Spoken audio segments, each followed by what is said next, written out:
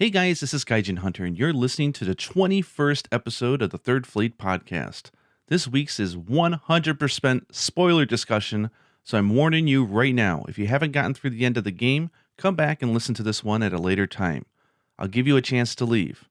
You okay for spoilers? Are you sure? You still there? Okay, now that we gotten out of that way, Rurikhan, how are you, buddy? I am doing great, other than the fact that it is late as hell because daylight savings is destroying our schedule yet again. But other than that, I'm doing fantastic. Still playing a ton of Monster Hunter, learning about new weapons. Like today, I've been working exclusively on the hammer. I just put out my hammer guide, and hammer is a lot of fun. Like I predicted it was going to be a lot of fun when I saw the weapon tutorial. I was just like, dude, I wanted to main the hammer after seeing Impact Crater. And now that I've played it, hammer is just so much fun this time around. Like it was pretty fun in World as well, don't get me wrong, but it's like they took the best stuff in World and then they just like, hey, let's just put a splash of GU in there as well to go with it. And it's like, what? What is going on? It was insane. I love the hammer. It's just been really like fun. Me? Do you really like the switching over to a full charge? Do you use that a lot, or Switching over to no. I mean, I do use it every now and then, but like what I really like is the charge mode from GU coming back, which if I remember correctly, that moveset was the moveset that you would get when you would fill the Valor gauge in GU, right? Yeah, Yeah, so that's true. when I saw that, I was like, dude, what is this? This is so cool. And I like the blue aura. It feels good. yeah, You know? yeah, it's just one of those things. I feel like this past week I've been, I've learned the hunting horn and now I'm learning the hammer. It's just like learning new weapons to do these guides is actually turning out to be more entertaining than I initially predicted, because I feel like in World I kind of rushed through it. I was like, oh man, I gotta put these videos out, gotta do, and this time around I'm like, screw it. They come out when they come out. So I think I spent the entirety of Monday just like playing around with the hammer to kind of like figure out all the nooks and crannies. And then I'm like, okay, now I'm kind of ready to go roll with it. And yeah, it's just fun learning the different weapons basically. So Yeah, I don't know if people realize that, but that's the same case with me. That I think that the tutorials are more for us than it is for the other people. We get a kick out of, and I think all people who make tutorials get a kick out of, just there's something that's different when you sit down and you try to like dissect a weapon Yeah. that allows you to grasp it a little bit more, and that the act of trying to teach it teaches you the weapon itself, and it's really fun. Yeah, I cannot wait for the podcast that we do after you do your longsword tutorial. I can't wait. No, I can't wait. I already. It's really fun. I'm like, somebody clip that. No, it's not gonna happen. It's not gonna happen. It's gonna happen. Nah, You know it's gonna happen. not the longsword, dude. Like I already said, that one's like the last one. That's at the bottom of the barrel. That's when you get it. It's like in between me taking the crap out of people that use longsword and Eric's taking the crap out of people that use bow guns. What do they call it? The pee-pee shooter, or the he called it the pea shooter. the pea shooter? Yeah. So much fun. Oh, there's some crazy stuff. So before we get into I'm warning you guys one last time, we're going to be talking about spoilers in this thing. I do not want to hear complaints. I do not want to hear complaints. So I'm going to say one word and you'll know I'm serious. Narwa.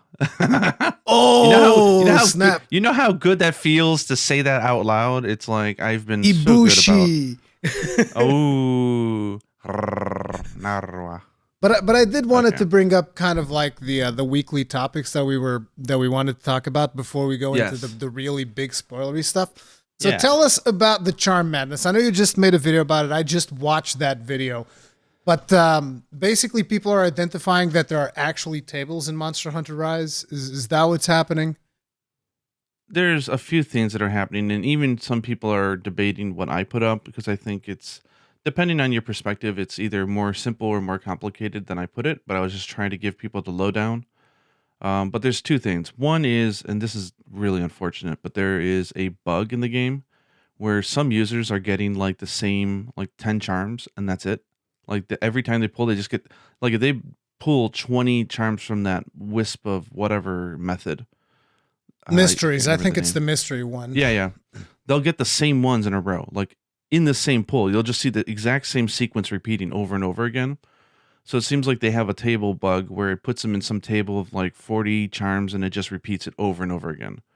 So that sucks. So maybe there's something behind the hood where the game is trying to swap you from one table to another and it's glitching out. And so if for some reason you were that user, that really sucks. So they're going to try to fix that. And they put a notice on social media that they're aware of a bug and they're trying to fix it. The other thing that's been going on is people are a lot more hardcore than I think Capcom was preparing for. Yeah. So they figured out, and there's a lot of debate over why this is happening, whether it's intentional or whether it's a bug or not. But it seems that charms come out in the same order for a lot of people.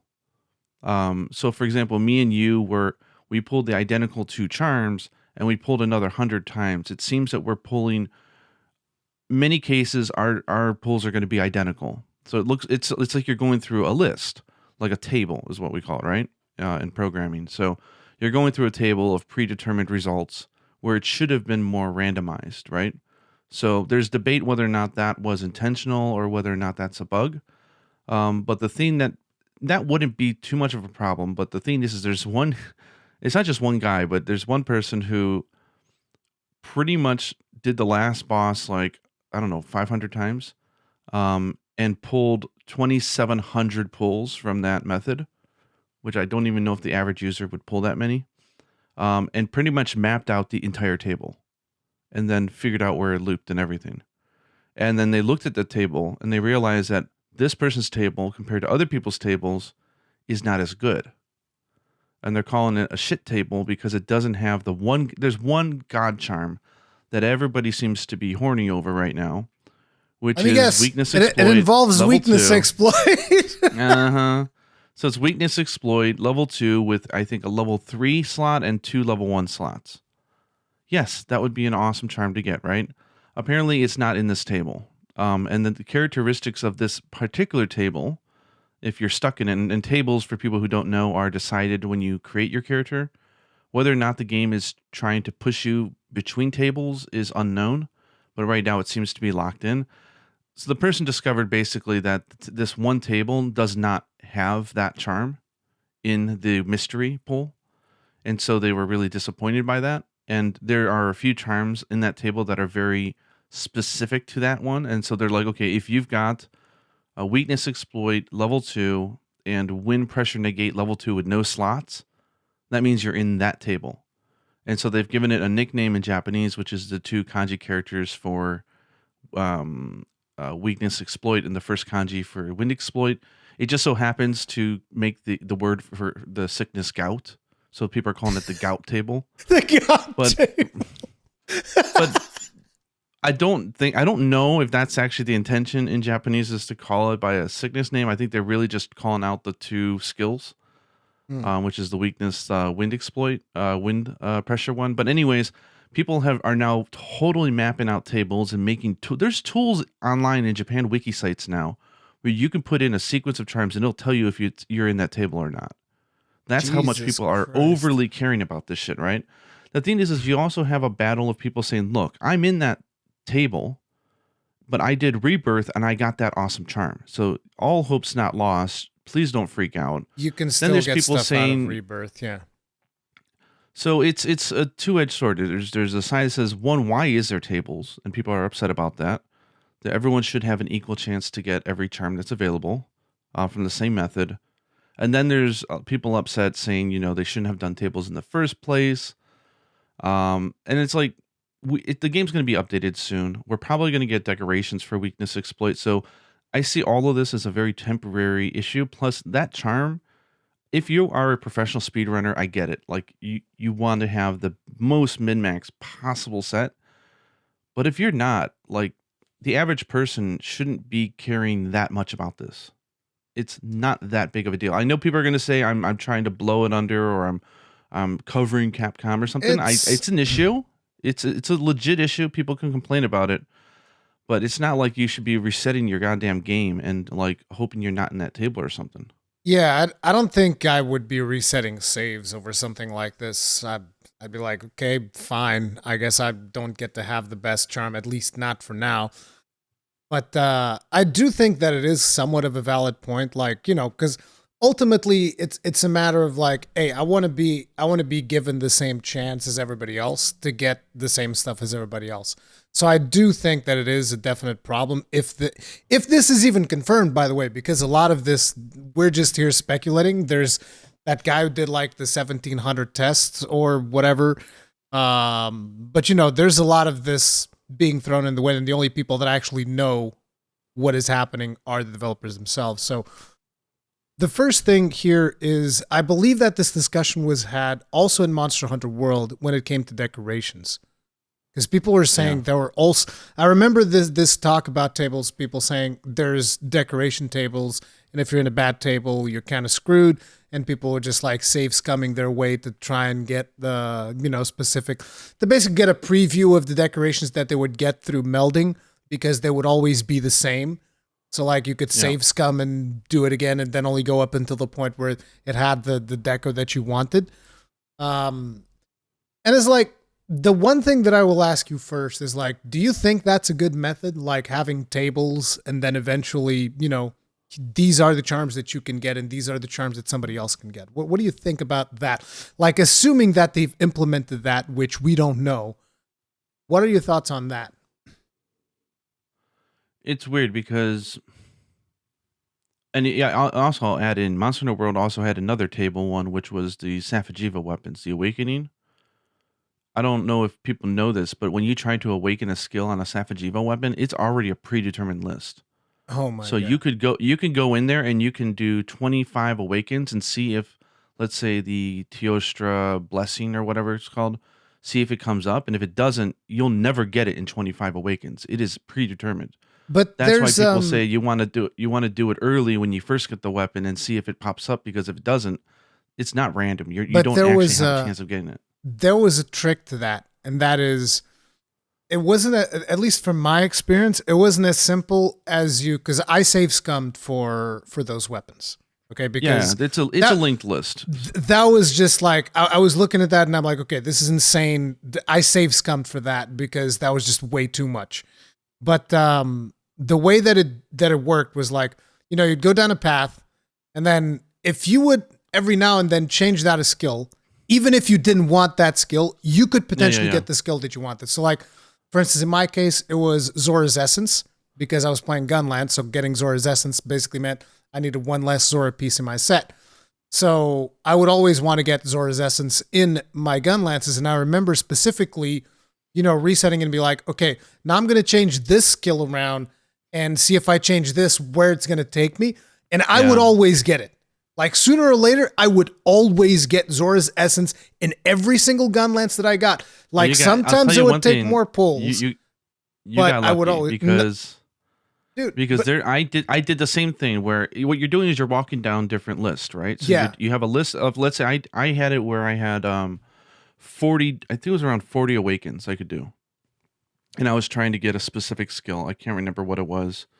But it was 40, so I could just do a straight 40 walk through the table, or I can go to choose the first one, and that puts me on a new table, and I can walk down that 19 times, or I can wait for the second skill and walk through that 18 times, and I could do it. And I did every single possible. It took me a full day to do it, and it never popped up. And I said, "Fuck this!" And so I ended up giving up. Then I don't know. Maybe Gunlances just had in their table there would always be a Zora's Essence there.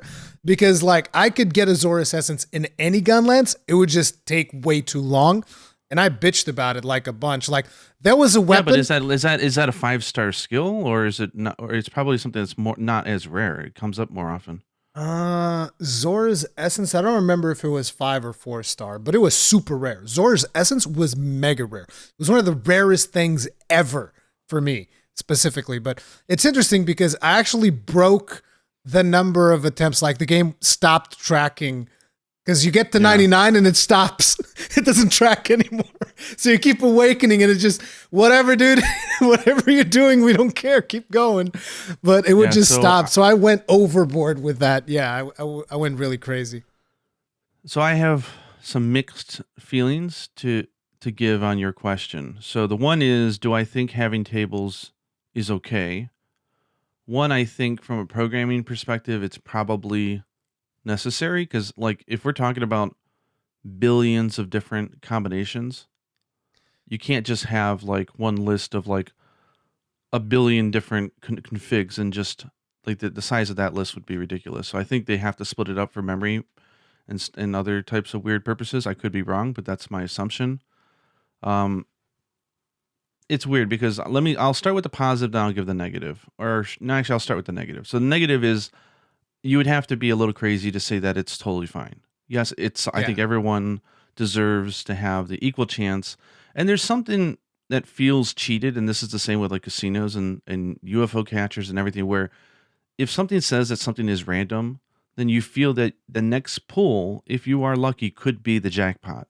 Yeah. But when you find out that it's already predetermined, no, this is not going to have a jackpot in the next 200 pulls, no matter what. It's a predetermined list. The same thing happens with slot machines and everything. It's all predetermined. You're just pressing the button to see to get that next. You're just walking through a table. UFO catches are even worse because those have like the claws and they have settings about how well they can grip the item.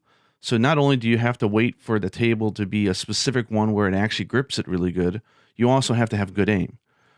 So it's a double whammy. But so yeah, I think there's something dirty and feels wrong about that. If it says random, it should produce pseudo random. Truly random doesn't exist, but it should produce an exciting pull. And when you realize you're walking down a list, it's less exciting, especially when people start mapping it out and you're like, okay, well, I've got a really good handicraft one coming up in 300. So it looks like I'll pull 300 times. That's not fun and exciting, right? That being said, if it's done right, for example, there's people who are saying that the code is wrong and it was actually meant to randomize your table every time you boot the game or something, and that's not happening. Like if that's something that was meant to happen and they're going to fix it or something, then that I think would alleviate a lot of the problems because that would create, I think, a good feel of randomness. Well, I mean, if you think about it, if it's meant to randomize your table every time you boot the game, which again, we don't know if that is the case or not, it would never have randomized for me because I haven't played anything I've never else. rebooted the game. Yeah. Exactly. It's like I just play. I actually today I had to reboot because there was like a Switch system update, so I had to reboot the game because I'm like, fine, I guess I'll turn off Monster Hunter to update my Switch. And I actually got to look at my playtime, which is now north of 270 hours. Wow. Wait, on my main save. That's minus the 30 plus hours on the other one. So I'm actually north of 300 hours 300. At this point. So that's the bad part, right? Yeah. The good part, I think, if I can give a silver lining to all of this, is no matter what, and maybe one day we'll never have, they'll actually take it all out. I doubt it. But there's going to be, the team likes to have an RNG element, right? They want to have something that you get randomly that's a surprise, and you can, I think I'll try making this set now that I got that. And in World, they made that the decorations, right? Mm-hmm. And so I far prefer what's happening now to what we had in World. Because in World, you would, like, if I can't get Weakness Exploit with a level 3 slot and a level 1 slot, it's not a big deal. Like, there are plenty of Weakness Exploit level 1s with 3 slots or armors and other slots. Like, I'm like, what, 1 level away from having the most optimal set? Like, it's just damage. It just means that I'm going to get just a little less damage if I'm a speedrunner. But I'm not getting locked out of play styles. I can still just craft guard up. I can craft all the other skills. We can probably, coming up in the next update, we can probably craft weakness exploit decorations coming up, I'm assuming. Is it really that severe? I'm going to go on a limb and assume that weakness exploit is going to be a level 3 decoration. I'm going to guess level 2. Really? You think they're going to go level 2 again? I don't know. The way that I think critical boost would be level 3. Maybe. Maybe there are more armors with weakness exploit than critical boost. There's literally one armor with critical boost in the whole damn game. No, there's two. There's two armor Yeah, pieces. I think there's the Remabra chest or something. It has like level 1 critical boost. Oh yeah, It's it does. really It weird. does. Remobra chest does have level 1 critical boost. And then there's of course, everybody's wearing the Rajang legs. Rajang Gives 2 legs. levels of boost. Yep. Yep, it's the new fashion. Actually, run around in your monkey legs. Now that I think about it, out of all of the armor sets that I've crafted, not a single one of them is using those legs. I'm proud of it. Ooh. But a lot of them Fight are the using. meta. No, but listen, a lot the of them meta. are using that Anjanath coil, dude. That Anjanath coil It's so good. It's too good. And even the Well, gloves. it's the Rathalos arms and the Anjanath foil, the Rajang boots, but like Zinogre head. for an impact weapon, look at the Anjanath gloves. 2 slugger and 2 attack boost. Like what the hell? Like what the And it comes with a level 2 slot. No. I think it's 2 level 1s on the gloves.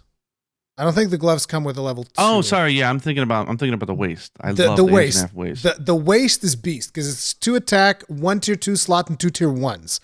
So it's really Yeah. good. The gloves, the reason I'm talking about the gloves is because you get 2 slugger and 2 attack. 2 slugger and 2 attack. When I saw those gloves, I was like, what do you mean? Like, what? That's insane. That is so much value for just a pair of gloves. But yeah. But anyway, I guess my final takeaway is I think that considering how serious of an issue, so to say, that is, oh my God, like there's one, I mean, for all we know, there could be more melding methods coming in updates, right? But for people, I would expect this Capcom much. Capcom has the ability to fix this if there truly is a problem, right? So for people in the first 3 weeks of the game to be freaking out over a single slot of a decoration on a meta set that's going to be out of date in like a week, it's like, are y'all just freaking out a little too much here? You know what I mean? I'm not discrediting people for being upset. Like there's certain things that you can like or dislike, but this is not a large issue for me personally. It's one of those things where it's kind of like a part of the culture now, which is you got to achieve your objective in a video game as fast as you possibly can. Like that's the way that I feel like a majority of the gaming community is playing games nowadays. Like, no, I got to be fast. That's why I made that video where I said like the importance of taking your time when you're playing a video game. Like it's important for you to savor it because otherwise you're going to feel cheated out of the experience, right? But for a lot of people, it's like, no, I gotta, what's the most damaging thing possible that I can have in my weapon to kill monsters as fast as I possibly can? And how do I get to that set as fast as I possibly can so that I can, only really make the things that matter and ignore everything else? Like that's kind of the mentality, unfortunately. So, and we're talking about a game that we'll get into the topic later in this podcast, but we're talking about a game that is not that hard compared to previous Monster Hunter games. So it's like, do we really care about that extra 5%? Like some people, like I said, speedrunners and some people who enjoy that, sure. But even then, you can still get weakness exploit 3. Like there's ways to build it. Like it's, I don't know. I'm not trying to blow it off as a non-issue, but I'm much happier that another reason why I'm happy that it's the charms that are randomized and not decorations, because you could go hundreds and thousands of hours and not get a guard up deco or something like that in the base game of World. That sucked hardcore because you got locked out of playstyles. Now, like, oh, instead of getting critical eye level 6, you get level 5 because you don't have that one deco. It's not a big deal. You can still enjoy every type of gameplay, which is great. So I am thrilled overall. It's the affinity meta. And, I still get the occasional comment whenever I put up one of my build videos like, why is it not critical eye weakness exploit? Although a lot of people have actually been really cool in pointing out just stuff like, I remember when I put up the Charge Blade video, I put a bunch of ice decos in my Charge Blade. I was doing impact files on Charge Blade. And my idea was like, I'm just going to get as much stunning damage as possible. And I forgot that stamina drain is a tier 1. So I could have just put 3 stamina drain. And instead of that, I put 5 ice because it is an ice Charge Blade, but it's power file, so ice doesn't really do that much. But I'm like, I don't know what to put in these tier 1s. I'm just going to put ice. And I was like, damn it, I could have put stamina drain. People were like, you could have put stamina drain. That would have made it better. And I was like, you're right. You're actually 100% So what are your correct. thoughts? What are your thoughts on this charm and table stuff? I'm curious. I mean, it's like, it's one of those things. Like, I don't like the idea of it being on the table and you never being able to get the weakness exploit charm. I don't know exactly what my table is. I've been getting different charms pretty much all the time. So I haven't really seen like a pattern forming. So I see charms that I like and I see charms that I don't like. I think I've had like 2 or 3 different weakness exploit charms, but none of them have had slots. So maybe I'm in the cursed table that gets weakness exploit, but they don't come with slots. But it wasn't with wind. Mine has crap, I forget what it is, but I have one that has another skill attached to it, but no sockets. And you know, it would bother me if I suddenly looked at my table and it was like, okay, there's 100% chance that there's no chance whatsoever that you're ever going to get the best weakness exploit charm. But ultimately, like, I don't care about weakness exploit that much to begin with, because it's a skill that you can get from pretty decent armor pieces. Like, I care more about something like Razor Sharp, which I kind of feel like is a little bit more rare. At least that's been the case for me. I care more about other skills that open up different playstyles. So to me, it doesn't bother me too much, but it still bothers me that I don't have the chance to get that stuff, and I would want that to be fixed. That's basically the way that I feel about it. It doesn't bother me too much, but I would want that to be fixed so that I have the chance. Just to clarify, so people know, it's not that you don't have a chance of getting a weakness exploit with a slot. It's just the best slot configuration. It's a specific permutation of it. So it's not, you could still get your weakness exploit too with a slot or something like that. Yeah, there's still the chance of getting it. And due to the fact that my table hasn't really been repeating that much, I haven't really seen that problem. But then again, you know, I spend most of my time in the training room, so I don't get that many pulls to begin with. My most hunted monster is the Mecha Tetranodon, and I haven't gotten a single kill yet. You'll never kill it. Yeah. That is the charm situation, so to say, which I mean, the game's going to be updated soon anyway, so. Yeah, again, it's one of those things, not overly concerned about it, but I do understand where people are coming from, and I don't think it's something that we can just dismiss, because, you know, people play on their own schedule, and some people are like, no, I want to have the meta thing as fast as I can. And no, if that's what you want to do. I got to say, though, I love the new charm system in general. The idea that it used to be you had to do a very boring quest over and over again in order to get decorations. Now, any quest, if you throw something in the pot, any quest is the quest to get a random deco, and that is a really good change. That was also now there's usage for monster parts that you don't need, which is awesome. That was also one of my complaints when it came to some of the random elements of World, was like, okay, you want random stuff from Kolv? You gotta do Kolv. You want random stuff from Safi? You gotta do Safi. And it's like, that was one of those things that kind of locked you into fighting those monsters over long periods of time to the point where you kind of resent it. And some people will bring up the point where it's like, well, now you just fight the last boss instead, and you get the materials that are the most efficient. You don't have to say last boss in this stream. You can actually say her name. Now you have to fight Narwa instead, and you can, you know, to get the best. Her pieces are great for her pieces are amazing for melding. And what I've realized, and this was me talking with a friend of mine, is I actually don't agree with that approach. I think the most efficient way is actually Rampage. I mean, depending on your personal playstyle, like if all you want to do forever is charm farming, sure, Narwa is the best way. But if you want to do literally anything else, the best way is actually 100 rank 7 Rampages. Why? Because you're getting materials from the other monsters as well, which you can then craft other things with, other than just, you know, getting stuff to put in the pot. Because the Defender tickets are also extremely valuable to put in the pot, and you can get a ton of them if you play those Rampages right. Like if you get a good score on the Rampage, you get tons of tickets.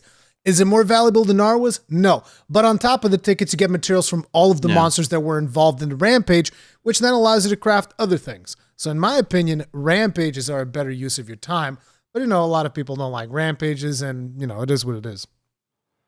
But I've been having so much fun just crafting decorations and just collecting everything, so to say, and in prep for the update, and the fact that I can just make the decos and just it's giving me reasons to fight like Baroth and stuff like that, like because I need some parts from that. Like that's the grocery list that I talk about so much, that I love so much. I still haven't cracked Baroth's nose in this game. Is it still only the hammer? Because like I was trying to crack it with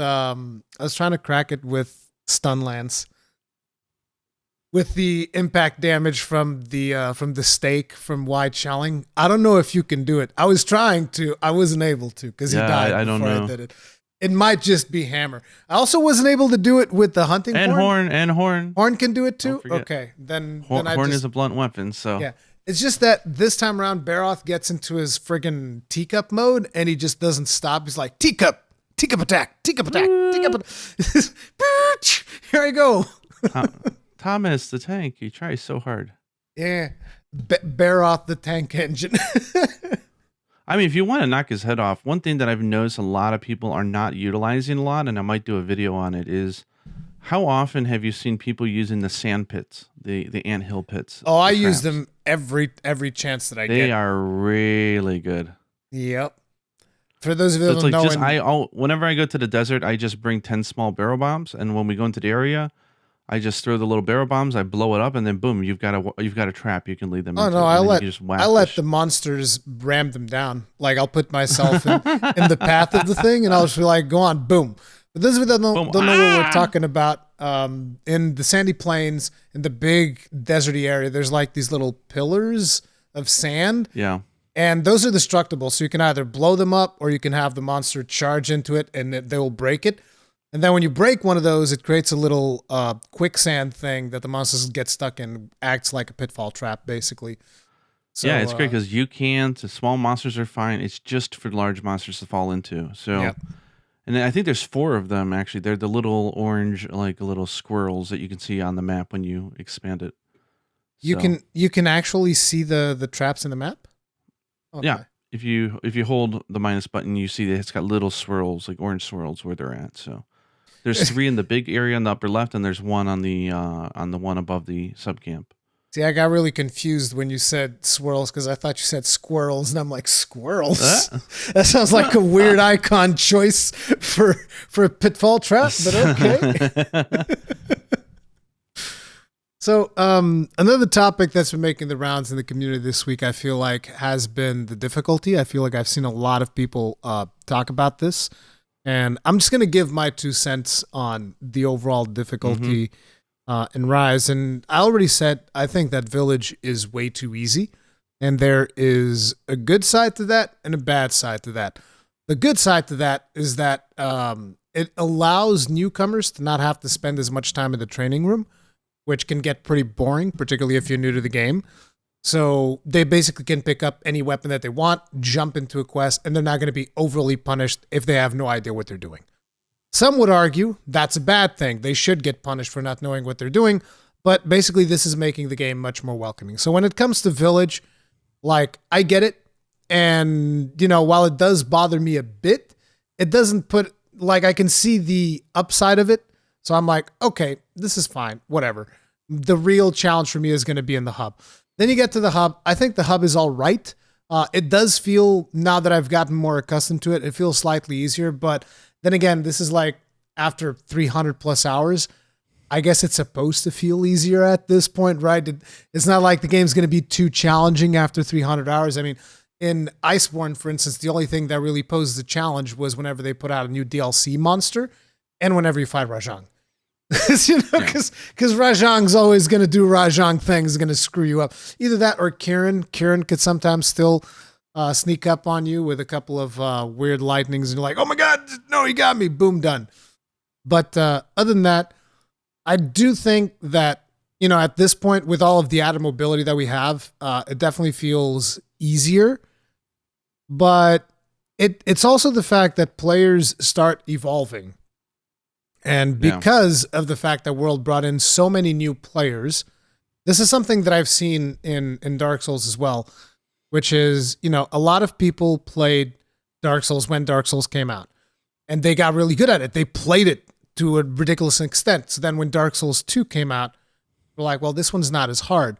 It wasn't about how hard the game was. It was about the fact that people learned the mechanics of the game, and now it felt easier. And Dark Souls 3 also felt easier. So, essentially people needed to find, the developers themselves needed to find new mechanics to throw at the players, which Bloodborne was an excellent example of that, where it's like, okay, now I'm going to take your shield away. Let's see how you do now. And now you're going to have to learn how to use this gun to parry. That introduced a new mechanic, right?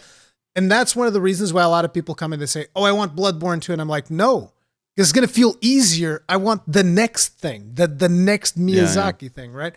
And I feel like Monster Hunter is experiencing that now, where a lot of people played God knows how many hours of World, and they've gotten really good at their weapon of choice. Like my case, for example, is definitely one of those where it's like I got pretty decent at playing the gun lance. So I went through the village quests with the gun lance, and I was doing every quest sub 7, sub 5 minutes because, I was good at playing the gun lance now. So it's not that the game is overly easy. It's just the player base has evolved, and they're a lot better. This is an extension. Yeah, this game is very much an extension of the 5th generation. So any time invested on the 5th generation is going to give you an advantage from the part. So I agree. You level up as a player. Even if you go back to other games, I think G rank is the only exception or master rank, sorry, where things can get pretty challenging because they speed things up and they have some really hard punishes. But especially when we're talking about like high rank or low rank, I don't think Monster Hunter is that type of game like you were saying that throws anything. Like unless you're speeding or trying to get greedy, like Monster Hunter is a game that if you took your time, you could kill everything as long as you were spec'd out, right? Like you weren't under upgraded. So I think people, they're better hunters and they should feel happy and proud about that. And to me, the game is very comfy, is the way I like to put it. It's easier, but it's comfy easy. It's not like, to me, like that's 8 to 10 minutes for an online hub or gathering hub feels perfect for me. Like it's very comfortable. It also takes the stress off for me for when it comes to screwing around with new skills or new ways of playing. Knowing that it's not a 20-minute commitment or a 30-minute commitment means that I could goof around and I could try new stuff. I'm not feeling afraid to try that new weapon or try out that new switch skill because the amount invested is less. So I personally prefer it a little bit like this, as I think, I would prefer like the harder challenge I would expect and want it to come in master rank. But I think for introducing the base, that I think a comfy design is actually a good idea. Because I think it gets us all very used to everything. But I mean, I get it. Some people, especially if you're coming off of Iceborne, anytime you're coming off of Master Rank or G Rank and you're going back down to low and high, it's like, wait, was it always this easy? And it's like, especially if you've played it before. In a lot of ways, I feel like this is a good time for people to, hey, try out that new weapon that you've been curious about. I have a mosquito, so I'm going to be constantly like swatting it off. But it's Chameleos, guys. It's Chameleos is around here. He's trying to steal your headphones. But I think that it's a good time for people to try out that weapon that they've been curious about. Because, since it's so easy, just pick up any weapon and practice it and figure out if that's a weapon that you like. Until we get the DLC updates, which I believe will eventually bring some more challenge because like we saw with some of the DLC stuff in Monster Hunter World, we got Arch-Temporal Elder Dragons where people were like, this is impossible, which is going to be what happens. Right now, people are saying, game's too easy. They're going to come up with like some system kind of like Arch-Tempereds or whatever. They already have one that we know is coming. Think about this. Take something like the Apex Mizutsune. Inside of a rampage, it's a wuss. You have cannons, you could blow it up, you've got players, you got cannons, you got ways to stop it, you can cart it, doesn't matter. It's focused on the gate and not you. It's not such a big deal, but man, can you imagine fighting that thing in a traditional quest? That's gonna be a fun ass challenge. Yeah, just think about that as your Arch-Tempereds, and if they do eventually bring those out, then people are gonna say this is impossible. Monster has too much HP. I can't kill it. So it's gonna be the two extreme opposites that we tend to get. And so be like, okay, well, go fight it in the rampage if you're having a hard time. That's my guess is how they're going to do it. I could be completely wrong, but my guess is that monsters that are introduced in the Rampage and 1 update, like in the base game, are going to. I imagine they're going to introduce them as standalone quests in the next one, and then maybe Rathalos coming in. Maybe he'll be Rampage only, and then he'll come in as a standalone quest in the next update. That's my guess. It's what would make the most sense, but I don't know. We'll have to wait. If they don't, then I will join everybody in saying, "What the hell? We need to be able to fight these scenes outside of a Rampage." Yeah. Not because Rampage sucks, as I like Rampage a lot. I think after there's a period of time, I want the challenge of taking them down in a traditional quest. So, I'll be there with everybody yelling, but I do think that that's probably what's going to happen. I can't see that not being the case. Yeah. With the update that we're getting 2.0, we already know that we're getting Chameleos and Apex Rathalos. Do you think those are going to significantly ramp up the difficulty at all? They should, I would imagine. But I mean, not like a huge. No, we're not talking like Alatreon Fatalis. Yeah. This, like you said, I think these will feel a little bit more like the tempered monsters, so to say. So I think they'll present a challenge, and I think they'll present obviously good rewards. But I don't think it's going to be like, oh my god, now I have to rethink my entire strategy type of difficulty now. I think it's gonna be really fun though, because I want to make every single Chameleos weapon because I can't wait for that.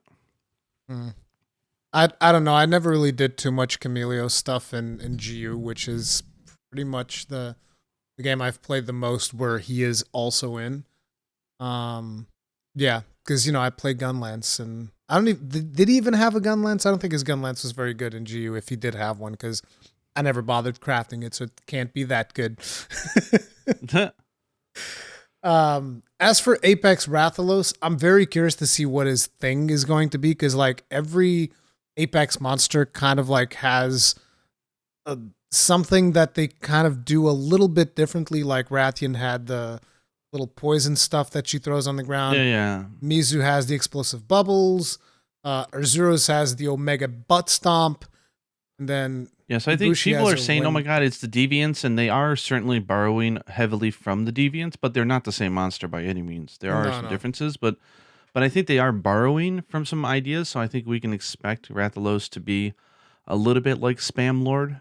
What was his actual name? Flame Lord? Rathalos? I can't remember. Dread King Rathalos. I just call him Spam Lord. Dread Spam King. Lord inside Dread King, okay. But I expect he's going to be pretty strong. That'll probably unlock our Defender ticket 8, and then we'll be able to craft the 5th iteration of the Rampage weapons and all that other good stuff. I mean, Rathian's already pretty friggin' spam lordy. Jesus Christ. She is going to be fun in a quest with 3 cards. That's going to be a fun one. Oh, but we can't talk about Rathian yet. I'm getting us a little bit derailed. Okay. So the other topic is the amount of content available at launch. Which now, because they were discussing it in more spoilery territory, I guess we can just say, look, guys, there's 37 entries in the list, and I think it's 4 of those. No, 3 of those. And 3 of those are Apex monsters. So they're monsters that are already in the game. So, assuming we count Apex monsters as different monsters, there's 37 monsters total in the game, which is actually more than what World launched with. There's 2 Elder Dragons, and only 2 Elder Dragons, which are actually pretty damn similar. That's another point of contention that a lot of people are very upset about. With the fact that we only get these 2 Elder Dragons and they look almost the same. So what is your thought on that? Like on the amount of content that we have available on launch of the game? I kind of feel like you're going into two different topics. So you're talking about monster variation versus amount of content. So let's tackle amount of content first. So the amount of content. So I mean, I think it's fair enough to say that Capcom, the first update that's coming up at the end of this month, it's fair to say that is normally stuff that would be in the base game at release. That's a fair thing to say. No one's going to argue that. It's also fair to say that considering nothing's being released by anybody these days because the world situation sucks. You know, the fact that it wasn't there at launch is understandable. The question then comes, it's a 1 month wait between that content and the base content. Is there enough in the base game to justify saying, yeah, they shouldn't have waited. They were okay to release it and then 1 month later add that stuff in? Or is it like, oh my God, there wasn't even a week's worth of content. Waiting a month, they should have just waited for all of it. Like, it was a way too different. And my opinion is that there's more than enough for 1 month of content in the game. I think there's the average player. I think 1 month is a sweet spot for getting to the end. For us, obviously, it's not. I mean, we always beat games within the first weekend. But I think there's enough to chew on for the first month. I mean, if you can get over 100, 150 hours and stuff out of a game, and then 4 weeks later they come out with even more content, I don't think that's area to really complain. I think that's totally acceptable. But would I say, okay, what I see coming up, it's weird. It's like people say, well, okay, well, is the base game worth its price tag based on it alone? I'm like, well, why are you judging the game based on that alone? You can't.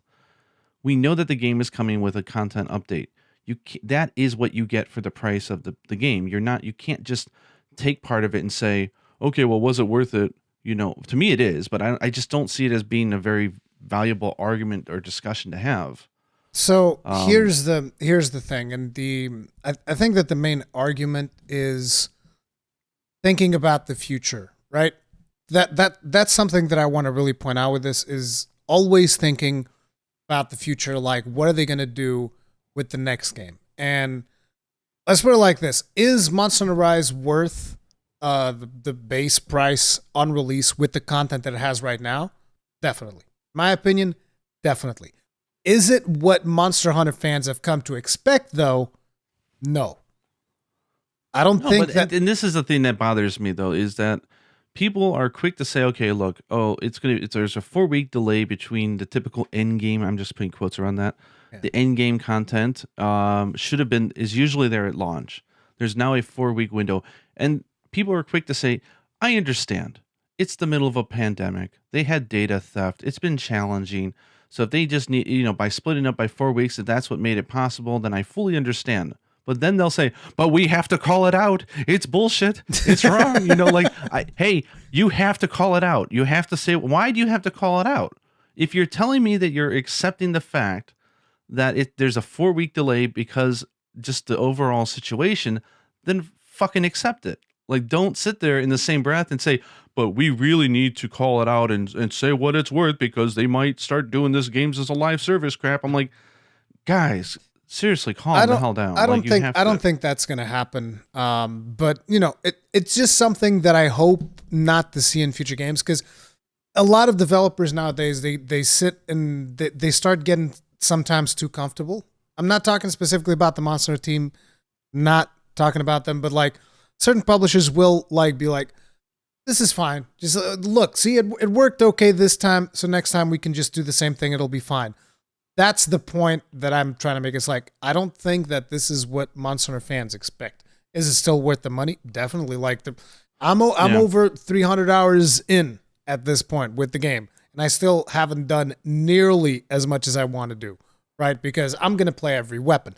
Not everyone's going to play every weapon, right? So I have my friend who played like 2 weapons, and he's kind of like done until the update comes, because he played longsword, he played the hammer, he did all of the quests available in the game, did a bunch of extra rampages to farm for charms, and all of that stuff. And now he's like, yeah, I just need something that's a little bit more. And I get it. There's going to be a lot of players that are going to be like that, because we still don't have those end game activities that we're going to be getting. Probably in a trailer tomorrow, right? Because we're recording now, probably, yeah. And then probably tomorrow there's going to be a trailer. Tomorrow, when I release this, which is the fun part, like when I release this video, then a trailer comes up right before I release the video. It's going to be great. But I don't think Capcom is going to look at this and say, "Hey, this is a cool strategy. Let's do this going forward." Yeah. I don't think this was ideal in their eyes either. There's enough people both in Japan and the West saying, I don't like this. Like, it would have been better to have this all at launch. So I think there's enough voice out there that I think Capcom gets it. but I think people sit in there very negatively trying to say it's an incomplete game or they should have waited a month and stuff. It's like, I think that's too much. I really Yeah. do. And I also I just don't get the argument saying like, okay, we know that they were going to have, the end game. They're going to be an update just a month after the release. Well, I would have wanted all the content to be there at launch. They should have waited a month. Well, why didn't you just wait a month to play the game? Yeah. Like, touche. Like, come on, man. There's also that you can wait a year. Some people are choosing to wait for the Ultimate Edition. Hey, and fair you're game. gonna have lots of good stuff. Yeah, fair game. When the Ultimate Edition comes out, you're gonna have like tons and tons of content. I'd love it to be comparable to GU, but I think it's gonna be very hard for them to pull anything comparable to GU in terms of content. Like that game just has. There's no way. No way. That game just has a case of content overload, and it's like too much. It's too much. You literally cannot. I mean, I'm sure that some people have, but you literally can't do everything in GU because it's just too much. It's too much. But like I've said to some people, like if you're like us and you've played the game really heavily and you're kind of running out of stuff to do, so to say, or you're kind of just dibble dabbling at this point, it's okay to take a break. Yeah. And waiting for the next update. Like take a week off and refresh yourself and get ready for the next grind. Like there's nothing wrong with that. I know that's maybe not ideal, but it doesn't mean that we should be going on Twitter and screaming about it every day. There's definitely something interesting where people don't even realize, I can actually take a break from this video game and play a different video game. Like I actually have so much that I want to play right now and I barely have time for everything. Like Final Fantasy 14 at patch 5.5, which I already kind of like ran through super fast to get back to Monster Hunter. I haven't finished Outriders, which is really weird because, I really want to play more Outriders, but I end up just playing more Monster Hunter. So I have so many games to play and I don't even want to take a break of Monster Hunter, but for people that do want to take a break, there's plenty of games out there to play, and then you can come back when the next patch hits. It's not the end of the world. Like update 2.0, I'm going to get a good 2 months out of that, but then once Stories 2 comes out, I'm taking a hard break from Rise, and I'm going heavy on Stories 2. I can't wait for that. And so hopefully update 3.0 won't be on top of that because I really want to just dedicate my time on that. But they better I don't know. not. I think the game has... I also think another thing that people are not considering is how much fat they trimmed from the formula this time. When you start trimming fat and it's all meat, the game naturally gets smaller in scope and the time that you have to put in gets much slower, right? Think of how many gathering quests that you've had to do or how long those took or how long it took you to go gathering for shit. It's much faster this time. And not only faster, there's so much quality of life with them actually showing you where the gathering things are in the map so long as you've been through those areas. Like, that is just... Thank God for that. Because farming for armor spheres. All we do now is we just click some little boxes and we get them. We don't... It's not a painful... So they're cutting out a lot of what I call the fat.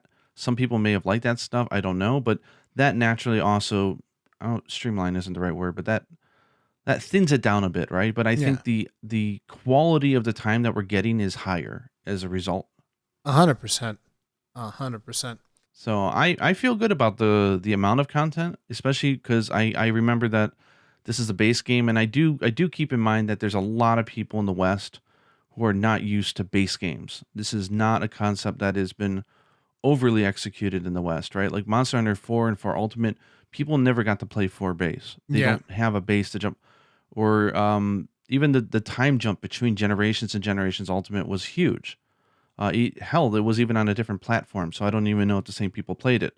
And as we said, that was an anniversary title where they just literally threw every asset in there and just said, let's go crazy. And then, World is kind of the first time in recent memory that they did, World. And I mean, Tri-G had the same thing, but Tri did not sell nearly as much as Tri-G did in the West. Yeah. So most people I get it. have no idea about Tri. They're like, what is Tri? Yeah, it's a weird one. Yeah. So, I mean, I think this is on par for the franchise. If you're not new to that, then it might be a little jarring, but I think this is per course. I don't think it's on par. I think no? I think it's good. Like, I'm not saying that there's not enough content, but I would like to see at the very least the ending of the story.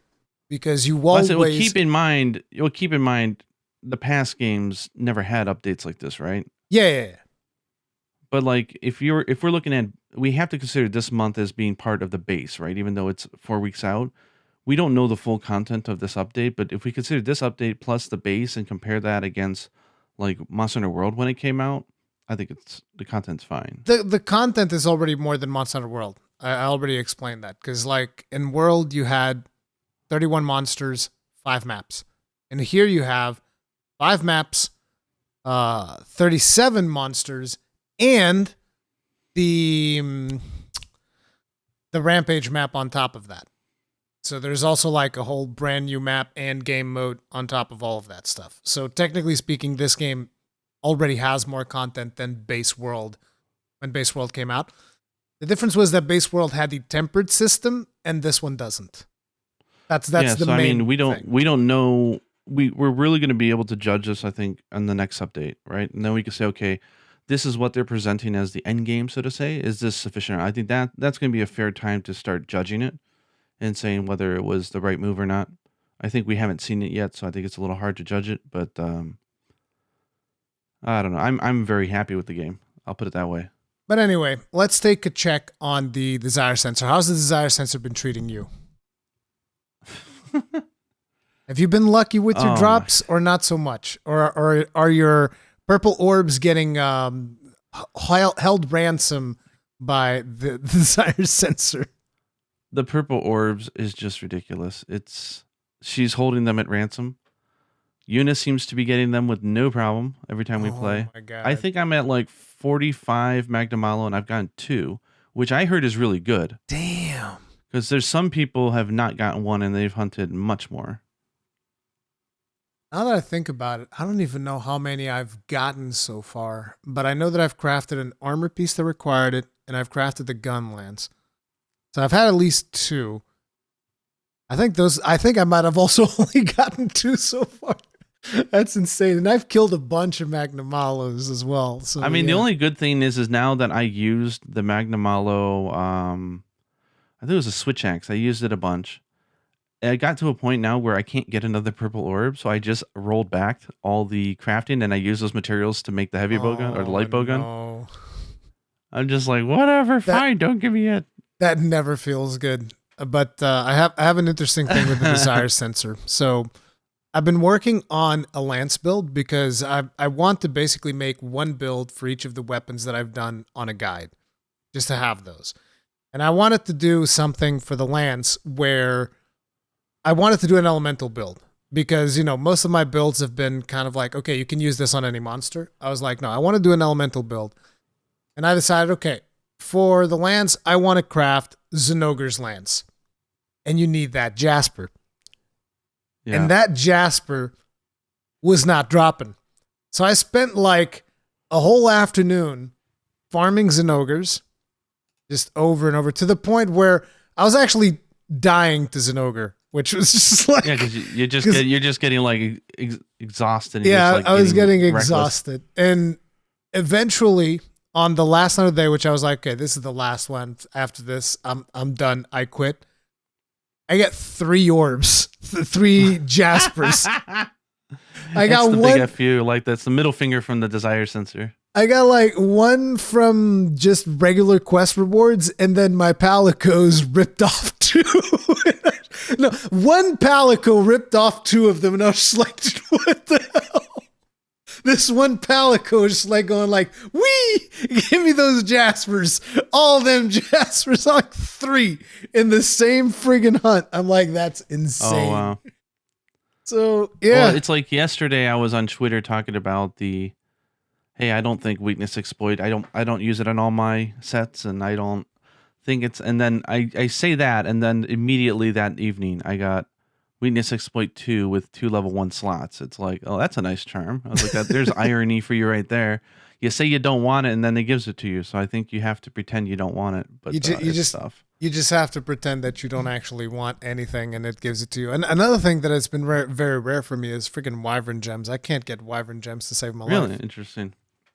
So I mean, this goes back to, we've talked about this before. I wish there was bad luck protection implemented in the game, where if you go X amount of hunts, and you don't get one, that the chances become higher. I think the game needs something like that. Yeah. But I still prefer this over being able to just go over to the Elder Melder and be like, gimme. Just give me. Because now, like when you hunt, if like all of a sudden you got like, an Almudron orb, you're going to be like, I want to make something with this now because that's a pretty rare thing. And that's kind of cool that I got it, and I it hate encourages Almudron. you. Screw Almudron, dude. It's my favorite monster. I hate, dude. I love it. My monster love him would so beat the much. crap out of your monster easily. Okay? He's so cool. He's fun to hunt. I really like him. He would butt stomp your monster into oblivion, straight up.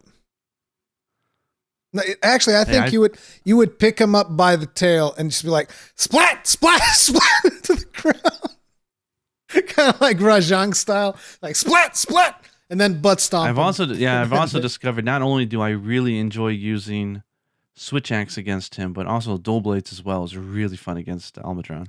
Yeah, I heard you can like go underground and stuff while he's if you do the Beyblade attack, you can go like underground while he's going underground and whatnot. Yeah, there's some crazy stuff with that. Yeah.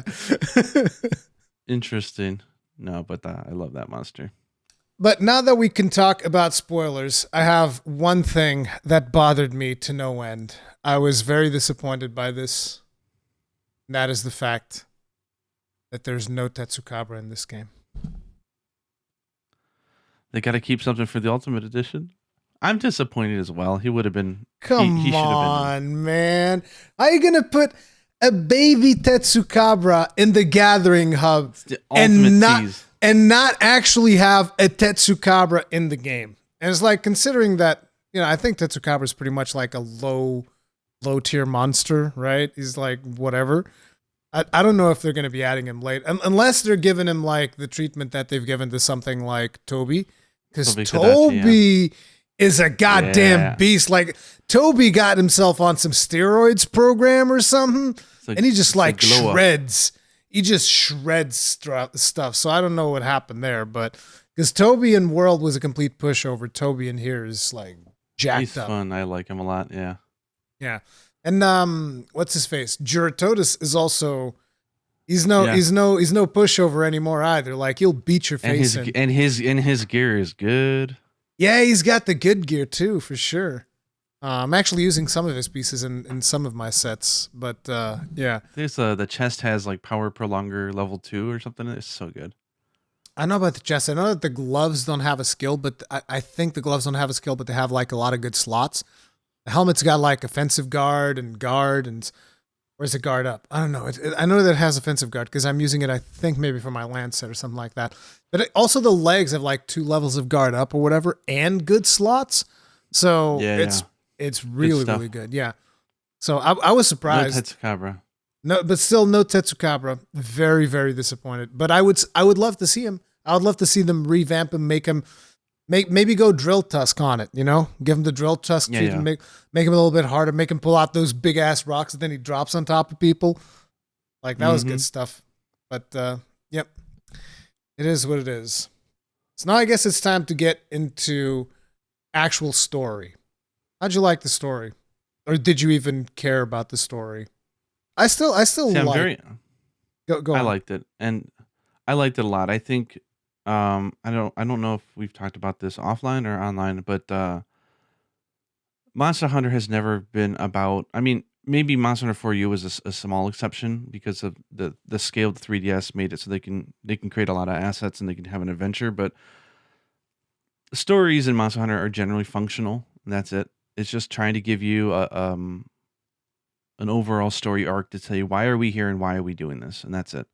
And I think Rise understands that very well, and so it doesn't try to make things heavier than it should be. It doesn't try to overplay it. It just gives you a nice little cutscene. It tries to introduce an element and then go for it. Where like World was like, let me sit there crying about these 2 NPCs bonding when I feel absolutely nothing between them, and 20-minute cutscenes. It's like, why are you taking yourself so damn seriously? Like, this is too much. Rise understands the story is there to set the stage and not get in the way. So it's pretty light. So some people may be disappointed by that. I was actually very happy with that. Like I prefer it this way. Unless they're going to go all the way and do like Monster Hunter for Ultimate levels of storytelling, which I don't think they're going to be able to do. I liked it. I would have loved to have seen more side quests and personal stories from some of the NPCs, of course, because they're also interesting and likable. There's some But particularly, I mean, well, this will be a separate discussion, but I love the ending. I absolutely love it. And people who are like unhappy with it, I don't get it because it's the perfect ending for me. I think the reason why people are unhappy with, I mean, but we'll get there. We'll talk about the ending. Yeah. But you were talking about feel? let's give everyone a synopsis for people that are listening and maybe they didn't get what the whole story was. I actually set up a very super easy synopsis. When you first come out of your tent on the very first cinematic, you look to the sky. You look to the sky and you see a monster in the clouds, a flying monster. That's one of the elder dragons. I believe that's Ibushi. I'm not sure if it's Ibushi or Narwa. That's Ibushi, yeah. It's one of them. That's Ibushi. You see him in the clouds. So basically, Wind Serpent Ibushi is mad and is looking for Thunder Serpent Narwa. Due to the fact that Ibushi is mad, it makes other monsters mad. And those monsters get together and they rampage and they want to destroy Kimura. Magnamalo, on the other hand, just wants to snack on those monsters. Like, that's it. He just wants to eat. He's like, what's this buffet time, baby? Yeah, it's like a bunch of rampaging monsters. Magnamalo is like, man, I'm hungry. I'm going to go eat. Going to get me some meat. And then you beat Ibushi and Utsuchi finds Narwa, and then you go and you beat Narwa. Game over. Like, that's it. But the rampages haven't ended. But the rampages don't stop. Dun, dun. Because Narwa falls down a hole. Narwa falls down a hole, and the exact same thing happened to Xeno'jiiva. Don't knock that, man. Xeno'jiiva, they fall. He didn't fall in a hole. It fell down a goddamn hole. Yes, it did. It fell down a hole. And they said, well, we should stick around this new world just in case there's other new threats. It's the exact same ending. Oh, right, because there is a cinematic. Like, I fought Xeno'jiiva so often I forget there's an actual cinematic. The only difference is that you got to carve the body before it fell. That was the only difference. Exactly. Whereas this time she just leaves a couple of scales behind. Yeah. But and then during this we have the situation where the twins are resonating with the elder dragons. And I thought that was actually really interesting because it really plays into the whole yokai theme of the game. Kind of like spirits possessing you and whatnot. I thought that was pretty cool, and it makes sense. Well, sorry to interrupt, but it also helps, I think, show off the difference between humans and Wyverians. Because they always say that in the world of Monster Hunter, Wyverians are more connected to nature and more in tune with the monsters and everything that's going around than humans are. So it makes sense that it'd be two Wyverians that would have this sort of like medium sort of like abilities. And on top of it, they're twins, which twins are just like not traditionally, but like if you look up research on twins, they're supposedly able to kind of like feel what the other twin is feeling and whatnot at certain situations. They're connected on a bit of a deeper level than the rest of us normal humans, right? So it makes sense that they're exploring that aspect of twins and Wyverians, and they can kind of like resonate with the monsters and whatnot. And those monsters also look very similar, except one's a male, one's a female, which, by the way, Serpent Narwa looks pregnant when we fight her. Wouldn't you agree? I know. It feels really bad to be hitting her little sack down there. I'm like, I hope it does feel a little wrong. Killing little serpent babies before they're even born. That's pretty messed we'll have up. to keep in mind that this is a mythological, this is probably one of the most fantasy-like monsters they've ever introduced in the series, in my opinion. So we'll just have to keep that in mind that this is a beast. It's not a creature. Yeah. But basically, in the end, after you defeat Serpent Narwa, you get a cinematic of the twins still resonating with both Narwa and Ibushi, indicating that neither of them is actually dead. I mean, you know that Ibushi isn't dead because he runs away at the end of the Ibushi rampage. And you know that you don't know if Narwa is dead or not, but, she falls down a hole, so you're like, probably not dead. So then at the end, you have the twins kind of like, oh, our children are going to rule the world or whatever, which indicates that Ibushi is going to mate or has already mated with Narwa, and whatever comes out from that union is going to be... We shall crush them all. Our offspring will wipe these humans off the face of the earth. Yeah. Whatever comes out of that union is supposedly going to be what the final boss is. And so that ending, the reason why it bothers me is because it's a cliffhanger ending. Like, I think it would have actually been better if they wanted to stop it there, to just wrap it up after Narwa falls in the hole. Just have the traditional Monster Hunters celebratory festivities and wrap it up. No teaser. Nah, I'm total opposite as you. Because it feels like a more complete experience if you actually don't have that cutscene teasing you. And then that's the thing is, I don't want a complete experience. I want to know that there's more coming, and that was the most.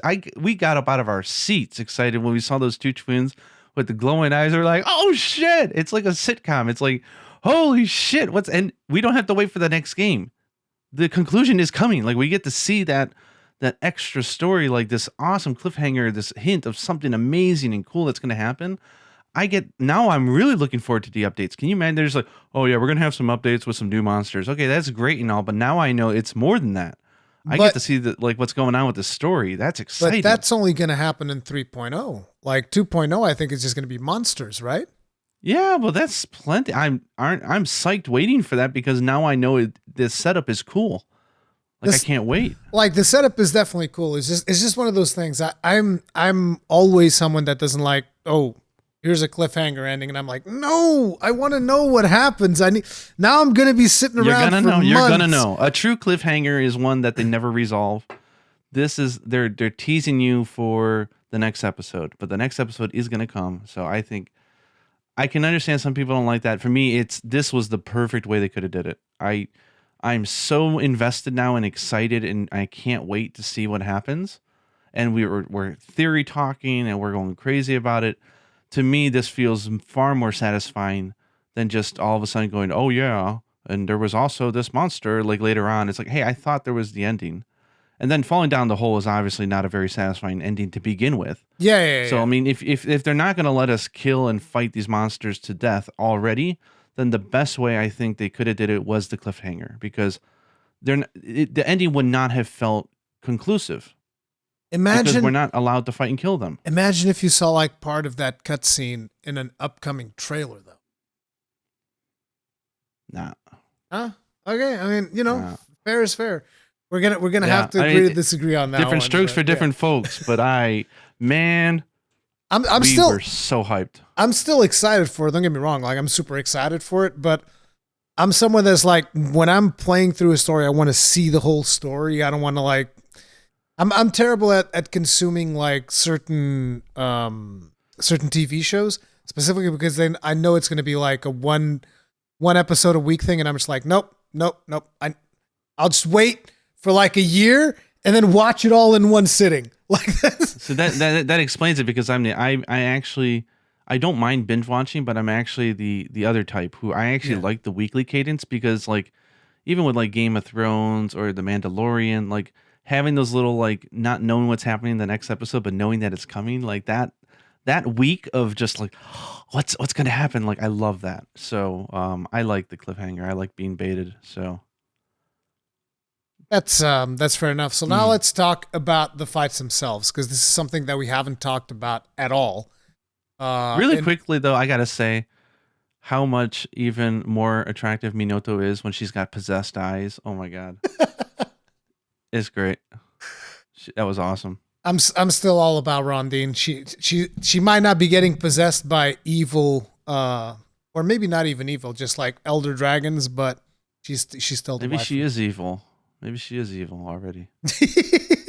You trying to say my waifu is evil? What the hell, dude? That's messed up. She's providing us her services from a land of royalty, which is actually interesting, because there's a lot of details about the different villagers in Kimura as well that we haven't talked about up until this point because of potential spoilers and whatnot. But an interesting thing was Fukushigi tells us that Yomogi is actually not native from Kimura. She's like royalty from some other place, and she just showed up one day or whatever. And it was kind of weird. Mystery there. There's some mystery there, like how she ended up in Kimura. And I mean, that brings me down to like Rondine. Like, she's a shady character. Like, okay, like if we're gonna get into lore, like if there was, I don't know where Kimura is actually located, but if I had to guess, I actually would not say Aya, which was like that, the secluded country with with a hierarchy and kings and queens and stuff like that. Like that, they shut out the outside world. I actually think that's where Rondine's from, if anything. And so I think, and that's right across from where Cheeky Sands is. So it makes sense that she has pictures of all those areas and it's right across the sea. But I think like she's pretty shady. Like she was sent from the queen. She's basically a knight. She's a hunter, longsword user. She's been sent to Kimura to try to scout Hammond, the awesome blacksmith, to come to her country and make weapons for them. And so she's trying to poach him from Kimura. I would not doubt it if that country also were the ones that sent Yomogi over and tried to like create some weird type of connection between the two regions. I wouldn't put it past them. I mean, for her, to give her credit, Rondine says that she can't lie to people and she fell in love with the village and the people. And so she's completely open and honest with them. In the end, she doesn't follow through with trying to persuade him away. So I think she'll become a good member. I don't know. It's the redemption. It's the redemption arc. Okay, she's got a little bit of darkness in her, but that's good. You want a little bit of darkness, just a little bit. See her fight. The splash, dude. No, the first time she fights, she's gonna be wielding a gun lance. Because I'll teach her the ways. I'll teach her the ways.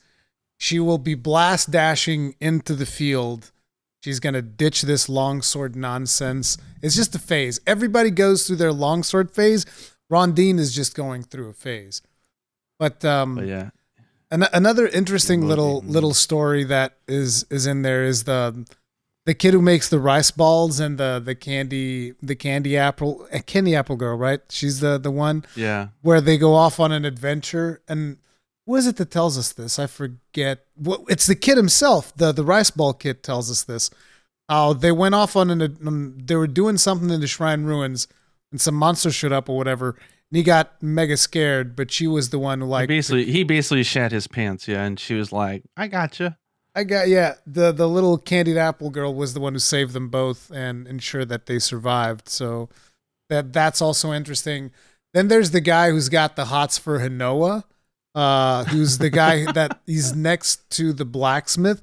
And it's like, oh my God, Hinoa, if only she liked me as much as she likes Dango. It's like something ridiculous like that. I'm like, what? It's like, oh, if only she looked at me the way that she looks over at Yomogi's stand of Dango. And I'm just like, dude, what the hell? Step on me. He's kind of desperate, yeah. Extremely desperate. There's a lot of little lore tidbits throughout the village as you go through the game, particularly if you talk to Fukushigi, who also tells you a lot of stuff, like how Fugen loves cahoots, like he has like 3 of them or whatever. Yeah. There's a lot of little tidbits and whatnot that makes the village like a really lived in place. But yeah. The fights. But, what yeah, the fights. Let's talk about the fights. So Ibushi. First off, Ibushi. So I got to tell you something right from the get-go. Did you know that Ibushi is actually allergic to seafood? What? You No, didn't know that. Yeah. The first fight I had with him, he died of shell poisoning. Come on! It was a good one. That's a good one. That's a good dad joke right there. How did Ibushi die from my gun lance? From shell poisoning. Shell poisoning. Yeah, I was actually lucky. That. I finished it with a wyvern fire. I was really happy about it. I was like, oh, get rid of that. It's just like dead. And I'm like, yeah, freaking dead. But That is funny. the Ibushi fight it's one of those things that I do wish that we could fight her outside of fight him. I keep saying her. Her is Narwa. Ibushi is him. I wish we could fight it outside of the Rampage because, you have to deal with all the other monsters ahead of the Rampage, and it just feels like a lot of busy work to go back and do it again and again and again. But Wind Serpent Ibushi is one of those fights that I found to be very disorienting the first time that you do it because he keeps throwing you in the air and you're just like, what the hell, dude? And Yeah, you're like, what? Gotta move away. And it's like, back into the air again. Oh, gotta move away. And this was also before I really mastered how rampages work. So I'd be like trying to fight it, and then suddenly, oh, now the counter gong is down, and I'm still trying to fight it. No, stupid, go place weapons, go do something else. But yeah, I spent. That's why to me it was perfect. It was perfect. It was great because it reminded me of the first time I did Dalamadur in Monster Hunter 4 Ultimate. You have no freaking idea what's going on. You're just like, just trying to make it happen and stuff. Like I love that feeling of going in there and just, it's chaos.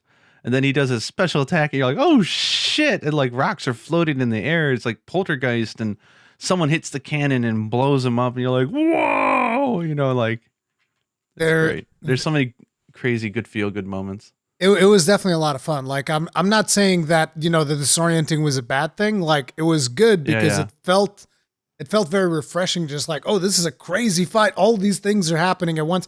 It's very overwhelming, but at the same time, it is extremely fun, particularly because that was one of the first fights where I started using aerial shelling. Because I mean, this monster's up in the air. I'm just like, screw it. I'm just gonna blast dash right into the monster, and then just go like bang, bang, bang, bang, bang, and then fall down and repeat. Bang, bang, bang, bang.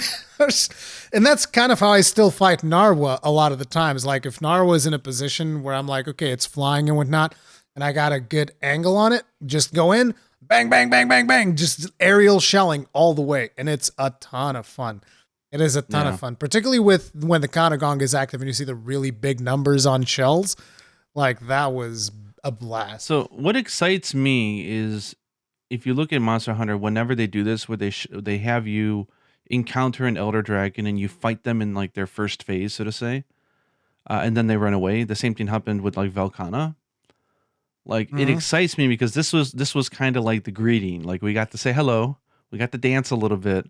But the actual fight, when it comes later, oh man, it's gonna be like on steroids. It's gonna be crazy. It's gonna be hype. I love the Ibushi fight. The only thing I don't love about the fight is that his weapons, some of them are really good. Like his insect glaive is really good. Most of the Ibushi orb. Most of the Ibushi weapons I feel like are really good. Because they have good dragon damage, good sharpness. It's pretty good. Trying to get that orb is not easy because the time commitment in order to fight him, because he's only Rampage exclusive right now, means that you're in for like a 20-minute ordeal or 17 to 20-minute ordeal in order to get that orb. So that's a little rough, but it's a fun hunt. I like it a lot, and his weapons are cool. I do find it. I guess I'll talk about here. I imagine they're going to patch and fix this, but there is a really horrifically bad mistake in the English for his weapons. There's a skill that you can use. There's a ramp up skill called Ibushi Soul, and it says something like for each piece of equipment with the same name, so Ibushi, for each equipment piece that you have on, it increases the elemental power. But that's actually 200% wrong, because if you look at the Japanese, what it actually says, and maybe this is something like it was a version difference, like maybe that was the original plan, I don't know. But Ibushi Soul, what it actually does is for every piece of Narwa armor you have on, it increases its defense bonus. So it's completely wrong. So it's just if you dead wrong in terms of the So if you have an Ibushi weapon on and you have Ibushi Soul and you're wearing Narwa armor, you can get a maximum of plus 40 defense boost, which is really nothing. It's not worth doing. Yeah. Narwa is the opposite.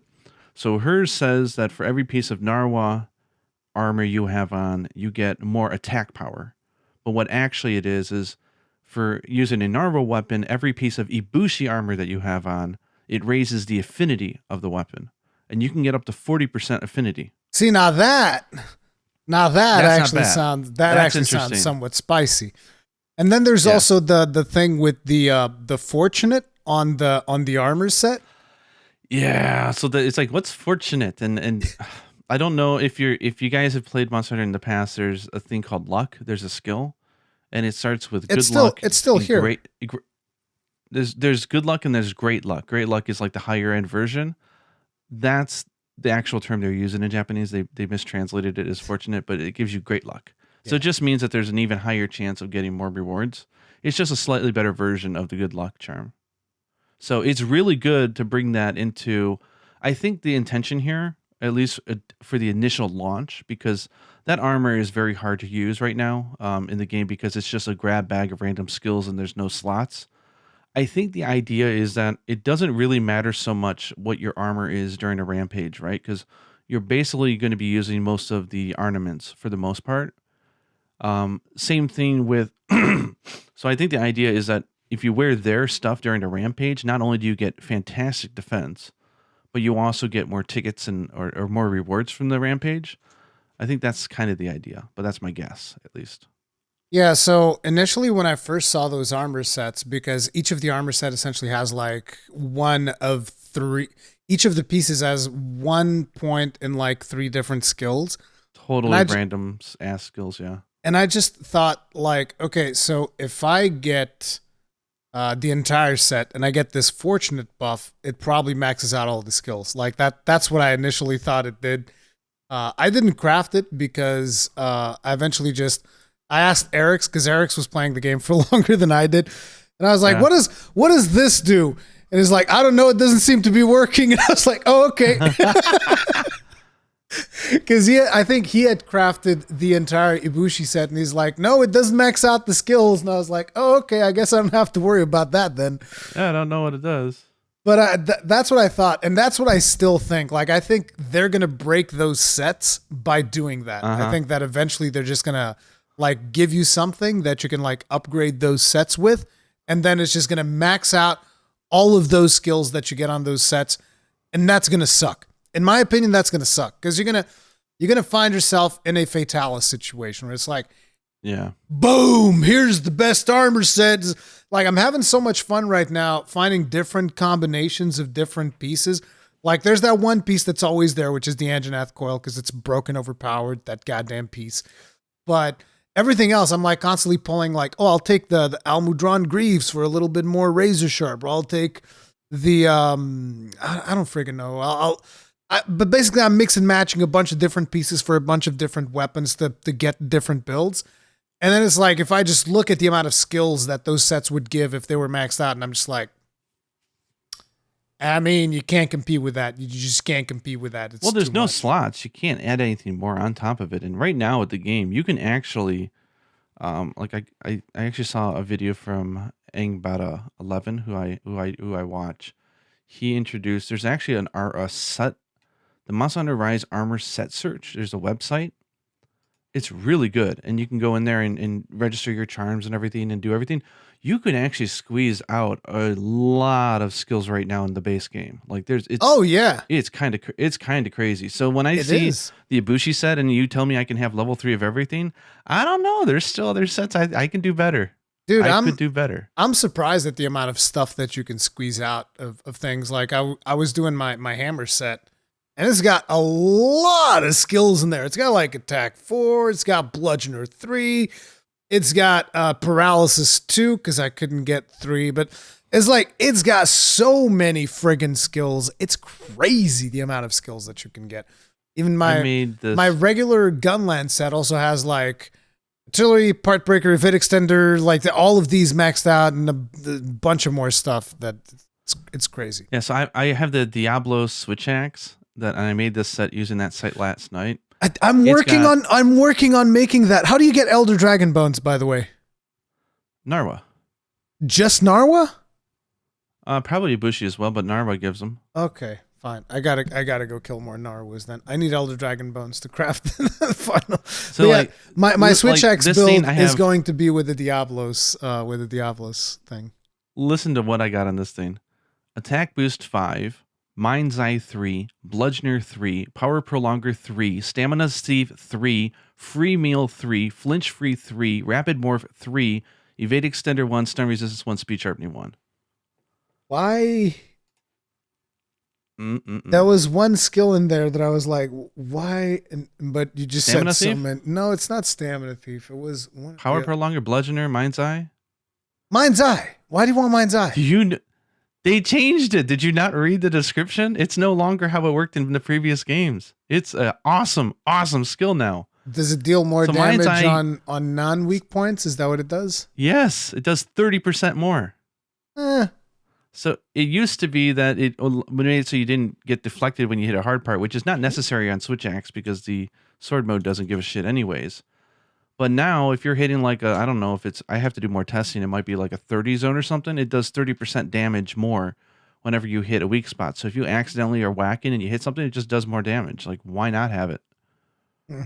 Did you say Bludgeoner in there, by the way? Bludgeoner. Yeah, Bludgeoner level 3 because I'm using it with, it's got long green. Yeah. That's why I was wondering if you had Bludgeoner. Because that's what I'm planning. I'm putting Bludgeoner on there, and then I think I'm gonna put Brutal Strike on that one. Yeah, I got that on there as well. So like, you could do a lot of crazy shit. Yeah, that's what I'm planning on doing for the Switch Axe set. God damn it! It's a very fun. You stole my idea. How dare you? Before I even made my set, you already stole it off me. God damn it! I'm gonna choose a different Switch Axe just because of that. I'll tell you one thing: the most comfortable, like the Ibushi Insect Glaive, is so comfortable because the Insect Glaive eats through sharpness so fast. It's got really, really long blue. Yeah, long blue, 200 raw. Like, it's beautiful. Yeah, when I was looking at Sword and Shields, because I want to make one of like each element, I was like, dude, the dragon one's got to be Ibushi. Ibushi's so friggin' good. It's insane. So now let's move on to the second boss hunt. Narwa. Wait. Before you get to Narwa, let's talk because since we're on the rampage, let's talk about the other rampages. So, I guess we can very quickly talk about Urzuros. Urzuros, I didn't think it was that big of a deal. He basically butt stomps and destroys everything. That's what he does. He just it's Urzuros. He shows up, butt stomps, and like all of your defenses are gone. And then he goes up to the gate, butt stomps it once, your gate is gone. Then he goes on to the next map, butt stomps it once, and most of the defenses are gone again, which is why I advise people, listen, the side walls. Put your defenses on the side walls. Forget about all that middle stuff, because when the apexes come through, all that middle stuff goes to hell. So like put everything in the side walls, and then just pray to God that it doesn't get completely smashed into oblivion. Well, that was a fun hunt as well. I think they paced it really well. Like I thought he felt dangerous. The music, like you've mentioned before, is really great for the Apex monsters. Yep. And it felt dangerous and exciting, but you can cart all you want in rampages, and I think most of us probably got a cart during that hunt, and we're like, "Holy shit, this monster's crazy!" I didn't actually knew that you could cart as many times as you wanted when I was going through the rampages. So you were all nervous. I think I carted once to Urzuros, and then I carted once to Ibushi. Although I don't remember if I carted to Ibushi or not. I think I did. The only thing I felt the game was a little cheesy in that they give you this impression that the gates are very fragile and they break really fast because the apex blows through that first gate. And so it creates this really weird sense of incredible urgency once they hit the main gate. But the main gate takes forever to get destroyed. Like you would have to actively try to lose in order to lose a rampage. It's so easy. Which is one of the things. I wish the game didn't have that illusion, but I guess, I wish the rampages were a little bit more challenging because you do have to try hard to lose a rampage or just have no idea what you're doing, which not judging because, there were a lot of people that were struggling with rampages. I've heard good feedback on my rampage guide because, there were people that just didn't know about the mechanics of rampage, which is understandable. It's a completely new mechanic. And the first time that I did rampage, I also had no idea what the hell I was doing. Then eventually it becomes very mechanical where it's like, okay, is the gong up? No? Okay, time to shoot things. Is the gong up? Yes? Okay, time to go down there and beat things. So it's like that type of decision making and where you place your different things, and the fact that you actually have to set up the Wyvern fire turrets so that a lot of people would just like, they put them down. It's in the auto section. I don't have to aim it or do anything. No, you have to aim them and you have to decide the firing mode. Otherwise, your Wyvern fire artillery is useless. It won't do anything. Yeah. So when I eventually learned that, I was like, oh, this is kind of like a game changer, just being able to place down these Wyvern fire artilleries and, set them down in a big hallway as the monsters come like, it's like getting constantly zapped by them. And even setting them up on the final gate, just like crossing over and aiming them properly is brutal to destroy monsters. And yeah. But Apex Arzuros was very interesting because I kind of already feel that Arzuros is super powerful as is in Rise. Like he's way more powerful than we've seen in previous games, regular Arzuros. Then you have the Apex Arzuros, which just goes in there and seriously just kicks your ass the first time that you see it. I was like, holy crap, like there's no way that you're going to defeat this. And then eventually, you pull through. But yeah, the Arzuros fight was something that we had already seen, so I wasn't like super surprised by it. And I actually only did Rathian and Mizu after I finished the game. Because I don't know, they're optional basically. They don't really tell you, go kill. And I was just waiting for a quest to be like, go kill Apex Rathian or go kill Apex Mizu. And then eventually I finished and nothing. And I was like, oh, okay. So I thought that was interesting that the game was self-aware that Rampage may not be for everybody, and it seems like they very purposely did not have many required rampages throughout the journey, which is probably a smart move. But I mean, it does lead to situations like you said where you just didn't face them because it really wasn't ever presented to you. Yeah, I mean they were there. I could have fought them, but I never even thought about it because you got Apex Arzuros as an urgent quest. So I was just expecting at some point for them to just introduce, oh no, there's a really vicious Rathian coming. So you got to go and you got to go defend the thing, but they never did it. So I finished the game. And then after I finished the game, I was like, okay, now I want to go do the Apexes to see what those fights are like. So I think that the first one that I did was Rathian. And Rathian is a spammer, a massive friggin' just like spinning up in the air, like friggin' doing. She's like one of those guys that plays Tony Hawk's, and they just do the same trick over and over again to just like rack up points. It's the same thing. It's just she's in the air, just like spinning, woo, like Garen in League of Legends, woo, just like spinning all over the place. And it was insane because she'll just like run up to you, spin, run up to you, spin, run up to you, spin, spin, spin. And while she's doing this, she's also like pulverizing the whole area with poisonous goop, just constantly making you like mega toxic, not even just like regular poison, the mega toxic one that kills you real fast. So that was kind of crazy. And that was also destroying. I thought that was interesting because you could very, very obviously see them pulling inspiration from her deviant from Generations, Dread the Queen. Poison Queen, Dread Queen. The poison spikes are directly lifted from it. Some of her moves are directly lifted from it. So it's interesting because it's not the same monster, but they're certainly borrowing elements from it, which makes sense because the deviants weren't different species. They were just very powerful versions. So I guess when she becomes very powerful, that's the type of abilities that she gains. So to me, I expected the spam. The first moment I saw her, I was like, Dread Queen. And so I'm curious about something. What's the deal with that long roar? Oh yeah. So if you looked at earplugs as well, they have a new description where it says that it lessens the amount of like these super roars. So they've added in a new type of roar, right? So you've got like the low roars, high roars, and now these mega roars. And I think the mega roars are the ones that destroy shit, like when they roar and like. I think it's exclusive to the Apex monsters. Yeah. They're the like you can even see it. I think on the Apex Rathalos trailer, you can see him doing one of those. I'm just like, okay, because it staggers you at the start, but then she's just open for you to do whatever the hell you want. It's not actually doing anything.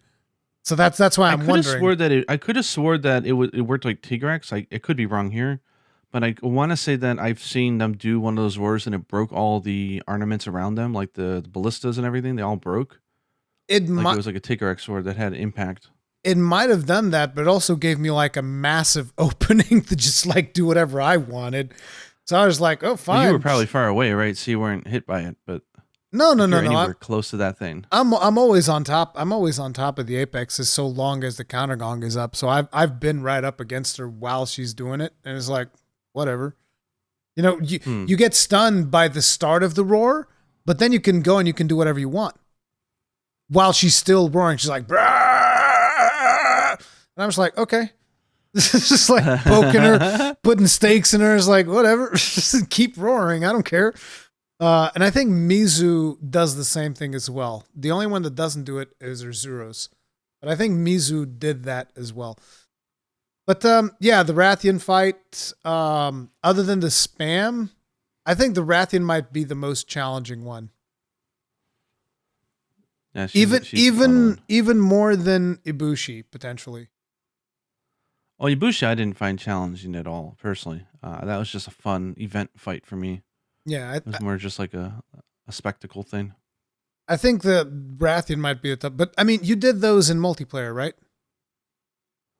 Just 2 players, me and Yuna. Okay.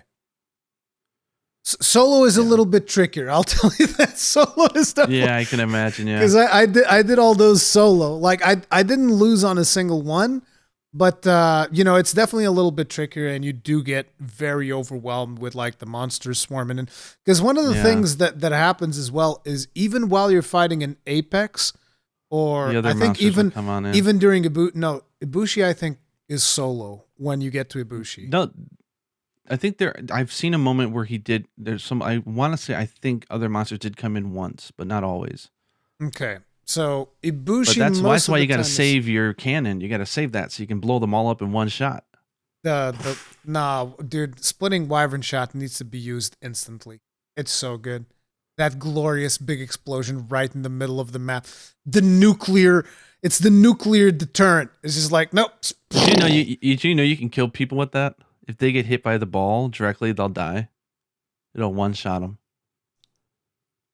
Yeah, there's a lot of fun videos on YouTube, and there was people who made videos about, can I survive it? And they found out sets where you can survive the hit. But if you get hit by that little ball, that's why sometimes during the Naruto fight, if you hit it, every so often you'll see someone cart, and you're like, why did they just cart? I'm hitting the monsters. Is you killed them? That's what happened.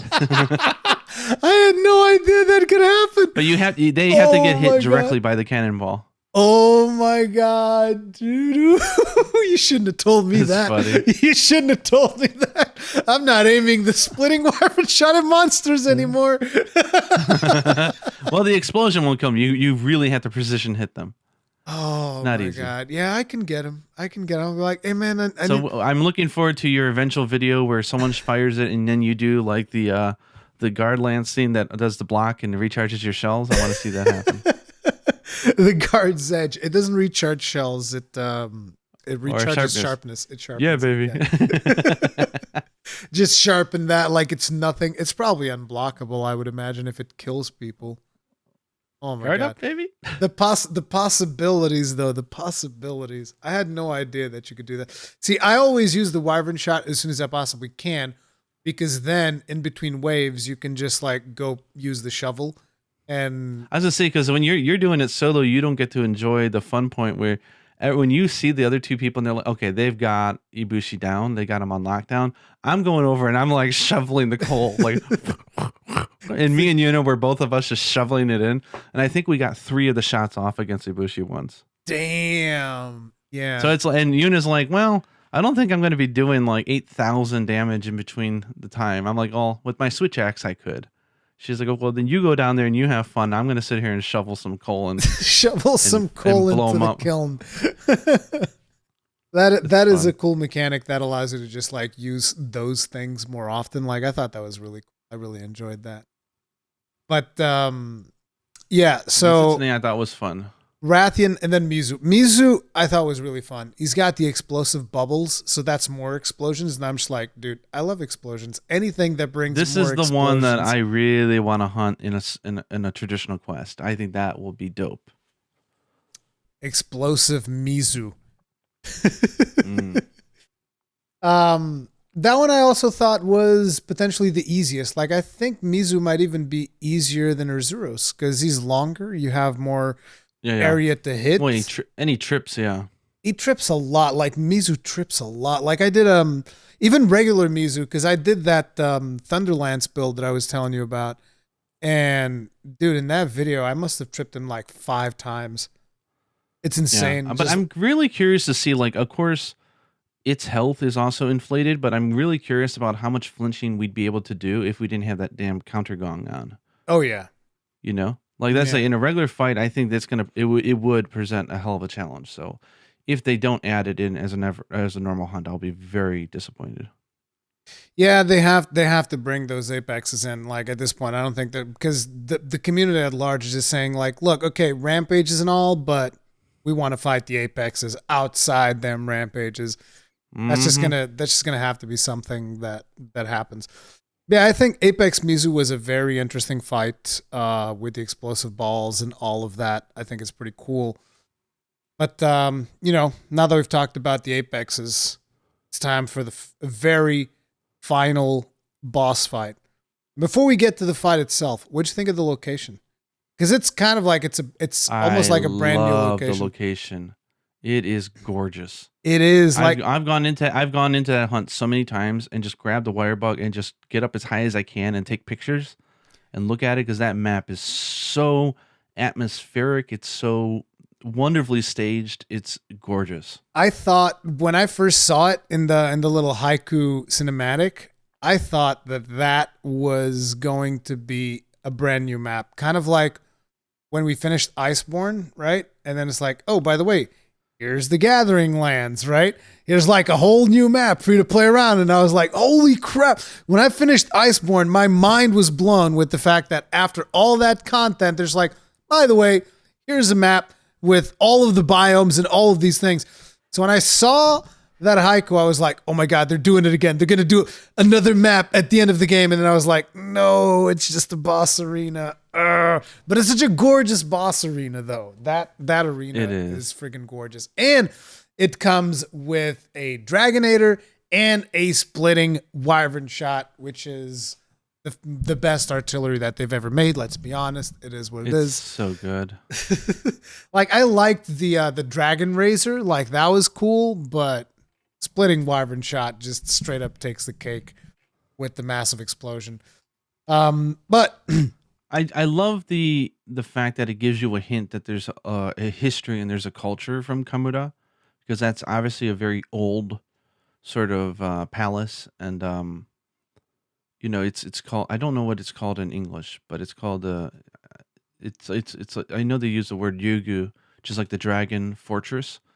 The Dragon Palace in Japanese. I think they just call it the Coral Palace. Yeah, English. it's Coral something. Yeah, for sure.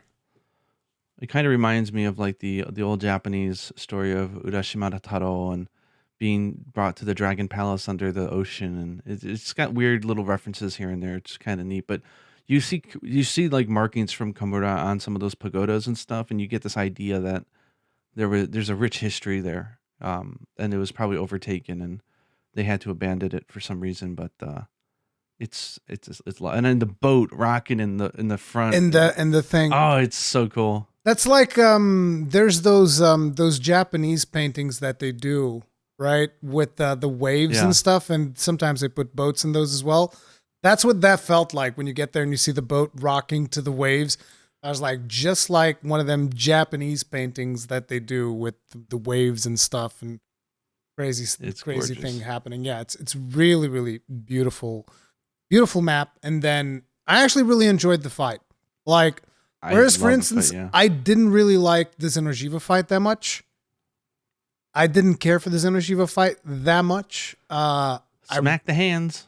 Or in a lot of ways, even Sharish-Valda, like Sharish-Valda was like, I hated that hunt. I did not like that hunt at all. I don't know. I dig Sharish-Valda more than Xeno, but I dig Narwa more than both of those. And here's the thing: some people might say, "Well, that's the honeymoon thing." No. I've done a lot of Narwas to do charms. To do charms. I've done a lot of Narwas, so Yeah, it's not the honeymoon thing. I really do like the Narwa fight, and I'll tell you more. I like the Narwa fight a lot, and it's a terrible fight for a Gunlance. It is a terrible fight for a Gunlance due to the fact that Gunlance is kind of depending on the style that you play. The style that I play, I use Ground Splitter, and Ground Splitter is a 30-second buff. But it's one of those moves that gives you hyper armor when you're attacking. So you have to do the move to get the buff. So due to the fact that the openings are so small on her, I always have to attack her without my shelling buff, which sucks. Because every time you sheath your weapon, you lose the shelling buff. So you're just like, damn it. So you have to sheath to get up the things and whatnot to get ready to actually attack. And then when you get there, there's not enough time for you to Ground Splitter and to do a proper combo, which just, you're left like, this is a little bit annoying. But other than that, I really, really enjoy the fight. I like the fact that they give you all of those like stuff for you to dodge, not the cannons, but the abilities that she throws at you for you to dodge. It feels like a bullet hell game sometimes. Yeah. It's really neat. Feels a little bit bullet helly, and it's cool to like exploit the different openings that you get from those. Like when she does the rings on top of her, you can actually just run up to the very middle and then everything else falls and you just get free time to wail on the monster, do whatever you want. Do you call that I call it the donut. I don't know if you call it the same. We call it the donuts. Yeah. The big thick rings and whatnot. And then obviously she's constantly summoning artillery mounts, but then she screws you over because like a lot of times you'll go for those artillery mounts and you'll get hit, which is like when you have to remember, oh right, but I can block with these now, so you can hold down the. There is one sequence though where she totally baits you, where even if you're guarding, you're not going to get off a shot, and we've learned to know exactly when that is, so we don't touch the artillery during that. It's like, she's baiting us. Yeah, there's several. And then there's the one where it's like sequence. She tries to get you on the platforms, and then they all come up at the same time. They all come up at the same length, and you're like, oh great, I know what you're doing now.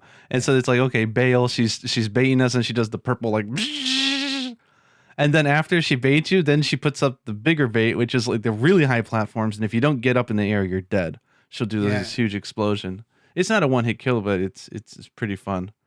To me, it felt like it reminded me of Atalka in the fact that it's very much an event. Yeah. It's not, I don't think the fight is meant to be hard so much. I think it's meant to be exciting and different. And how many carts do you get for that one? Is it also 3? The first time you do it, you get 3 more, don't you? Don't you get like 5 the first time you do it? Oh, I don't know. I think you get more for the first time, but then it goes back to 3. But I'm not sure. Huh. Yeah, but I think once you start doing the hunt several times, which you will, if you haven't done it already, like, well, you have because you're stuck around and you're listening to this, so I'm assuming you did. But once you do enough of those things, you start to become an expert at that hunt. And so, like, when you hit, there's nothing more satisfying than like when you hit the Dragonator, you know exactly when she's going into her rolly ball phase.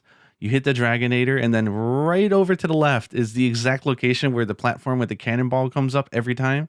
So you start memorizing where to stand, and it's like, oh, here's the cannon, and it becomes kind of like a therapeutic, almost like relaxing hunt. Yeah. Because you know exactly what's happening, and it's fun, and it's visually beautiful, and the song, the music with Minoto singing is just, it's so good. I really enjoyed that fight. Like I was surprised because usually the end bosses, I really loved Atalka for sure. Atalka was friggin' amazing. But then we had Zeno, which is like, it's okay. And Shara, which is like, it's also okay. But Narwa, I'm like, nah, this one's really, really good. Like the crazy stuff that happens throughout this fight is a really good spectacle fight. So the first thing that came to my mind, though, when I fought her was, okay, most of her stuff is easy to avoid, and it's very beautiful, and all these rings and stuff coming out. Oh my God. What if we have to fight her and Ibushi at the same time? With the tornadoes and all the wind flying everywhere, it's going to be absolute freaking mayhem. It's going to be fun. I think that would be I hope they do that. Yeah, I hope they do that. I hope they do it. It'd be really fun to try to take those two down at the same time. I think that would be very interesting. But yeah, I say very satisfying ending. I think people may be a little underwhelmed by her weapons because her weapons are... They've got really bad sharpness. Yeah. You can use handicraft and you can get them up. They're really strong thunder though. And now that we know how the actual skill works, you can actually get affinity on those things as well. But the designs on the weapon are gorgeous. So, I don't know if we have to wait until update 3.0, but once we're able to upgrade those things, you don't like the designs? Those gun lances are ugly. Have you seen the? Oh wait, I was gonna say, have you seen the longsword? But of course you haven't. Of course not. Why would I look at the longsword? It's got like 2 blades on it. It's crazy. It looks so cool. Of course, the longsword would be the prettiest one. Of course, and there we go. The longsword and the bow. Look, there you go. See, it's the only 2 weapons that matter when it comes to design. Apparently, jeez. Oh. The longswords and the bows. I looked at the gun lances and I was just like, dude, these aren't even shields. Like those weapons don't even have shields. Like, what are those little moon-shaped things? Like, what is that? I bet the lance has a beast of a shield. The lance always gets the best shields. Oh, yeah. The ibushi is hilarious. It's like you're walking around with a tree trunk. It's like the whole horn. I really also like their names in Japanese. I think they did a great job with the English names. I think Wind Serpent Ibushi and Thunder Serpent Narwa sound really cool. But in Japanese, they used names that sound very much like they're taken straight out of Japanese, like Shinto mythology. So it's Naru Hatata Hime is her name. Hime meaning princess. It sounds very similar to sort of like, I don't know if you know, like the I could be misspeaking here, but there's like the story of Tanabata and like the gods and goddess that can't meet each other only but once a year and stuff like that. I think there's like a lot of different references here indirectly to Japanese culture. And then Ibushi is Ibushi Makihiko. So they're very, maybe it just sounds like gibberish to you, but it's very cool to hear these in Japanese because they sound like they're lifted straight out of like a game like Okami. Like they're coming straight out of like mythology. It's pretty cool. That's actually one of the things that I was curious about. Why can't Ibushi just go meet Narwa? Like, we found her. Like, what's so hard? Like, what's the big deal? Like, you're flying up. How about you stop flying upside down? Maybe then you'll figure it out. Ibushi freaking flying upside down bastard. Just like, that's the other thing. Fly like, straight. You'll find Narwa. The creativity between these fights, especially with Narwa, like they have the last boss flying around upside down. Like that is such a funny, interesting concept. I love it. It is pretty cool. Like I'm making jokes about it, but it is pretty freaking cool. I mean, in Ibushi, what's Ibushi really funny is, have you thing. seen the Ibushi icon that Hojo draws, like the quest icon on the hunter notes? Yes, Ibushi. It looks like he's upside down, but it looks like it's not. It looks like he looks like kind of like handsome, like he's like smiling, but the thing, he's actually completely upside down. So if you look at it upside down, you're like, oh. I gotta pay more attention to that. But yeah, I know exactly which icon you're talking about. But I never thought about it being upside down. You're right. That actually makes a lot more sense. Hang on a second. Let me. Oh, you have it there. Let me see. Yeah, let me see if I can find a way to rotate this thing. Yeah, see, like I'm looking at an image now. You guys can't see it in the video, but yeah, this is exactly the thing. Oh no, wait, you don't have to rotate it. I can see it now. Oh my god. Oh my god. Yeah, when you see it, you're like, how did I not notice this? Exactly. Like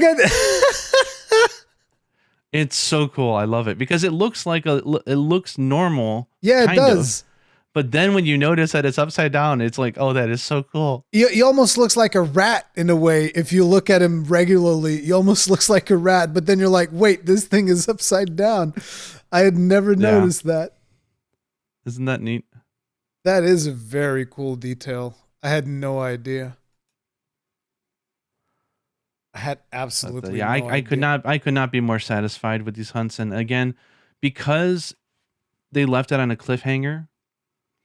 Like if I thought these were the final hunts, I would be kind of like, it was cool, but I kind of wanted it to be harder, or I kind of wanted it to be a little bit more. But now that I know that this was just like the first dance, and I know that this is not the last time we're facing these guys, that is what gives me the satisfaction from this ending. Unless you don't want updates and you just wanted the entire game at launch, then I get it. But this just goes into why I personally found the ending exciting. It's not the entire game. It's not about wanting like all of the DLC at launch, but I did wanted more. I again, I prefer the way that they did it with World, where, or better yet, with Iceborne. I think Iceborne is where they did it the best, which is like, you kill Sharish Valda, there's your story, and then here's a couple of more monsters in the Guiding Lands. You go to the Guiding Lands and you do the Guiding Lands and whatnot, and then they're like, and now here's a little bit of story for Alatreon, and here's a little bit of story for Fatalis, but these are, stories on top of the already finished arc of Sharish Yeah, Valda. but but you have to keep in mind Iceborne was the expansion. Yeah. But like, how would you like? But like, if you look at World, you get kind of the same thing, where it's like you finish the arc of Xeno'jiiva, and it's like, and here's these other things that you can do, and like here's even like the Witcher quest line and the Final Fantasy quest line, which were pretty friggin' cool in and of themselves. But like, here's additional stories, but you finish the main arc, right? So that's why I'm saying, like, I would have preferred, and again, this is very much going to change from person to person. It's whatever. But it's like, I would have preferred if they would just like, not even necessarily complete the arc, but wrap up that part where, they would wrap up at the point where Narwa falls into the hole and you're just like, well, we beat Narwa, she's gone. And then they would eventually bring the twins cutscene where they're like, oh my God, there's something else happening, and you would see that. And then you would have that story to play. Like, that to me would have been more interesting. Interesting. But it's, I guess it's whatever. At the end of the day, each person is going to have like maybe a different preference. It's just, I don't like being held up on cliffhangers. I prefer to binge watch everything and boom, done. That's the way that I look at it. Like, but overall, I mean, just the variety of all the monsters. There's not one new monster in this game I did not enjoy. Like, they were all very. Nah, dude, screw Almudron. I never want to see him again. That goddamn annoying ass monster. So annoying. Like, his whole fight is just annoyance taken to the next level. You're speaking a foreign language to me, man. I adore his hunt. I don't even, so much fun. I don't even mind the hunt that much now that I've kind of like, I've gotten more used to it, but I'm still not a huge fan of the fight itself. I don't know. There's just something about the sequence of that fight and the hitbox of that fight and just the way that he moves. And it's like, I wish that if I would chop his tail, I would actually chop like a big old chunk. Like chunk of his tail, yeah. When are we gonna chop like just a big old chunk of a monster's tail instead of just like the tip of the tail? Like, no, I want to cleave that bastard in half. It's just like, you're like, hey, there you go. Now that's a proper tail chop right there. Like when you chop his tail, which I don't even know if anyone's ever chopped it with me in the hunt. No, I think my friend might have done it because he plays longsword, so he probably has chopped his tail with me in it. Like, I don't think I even see a difference in the monster's tail after it gets chopped. It's still just as big. It's like, no, I want to cut it like puke style, dude. I want to sever it off. I want to see a friggin' big old hole in that tail after I chop it clean off. Like, Speaking of tails, I always love that because of the staging, that no matter where you cut off Narwa's tail, it always ends up in the same spot at the end of the hunt. They move it. I'm like, hey, it wasn't there before. Yeah, because there's a big hole in the ground they didn't want you to miss on your carves. That's fun. So, I mean, I think that covers a good of our base game thoughts. So now I'm very curious about your thoughts and your fears, your hopes, your dreams, your feelings going towards Update 2.0. Update 2.0. I mean, the only thing they've confirmed so far is Chameleos and Apex Rathalos. I mean, I think I'm going to just be very basic and be like, hey, I'd love to see Gore. Gore would be amazing, right?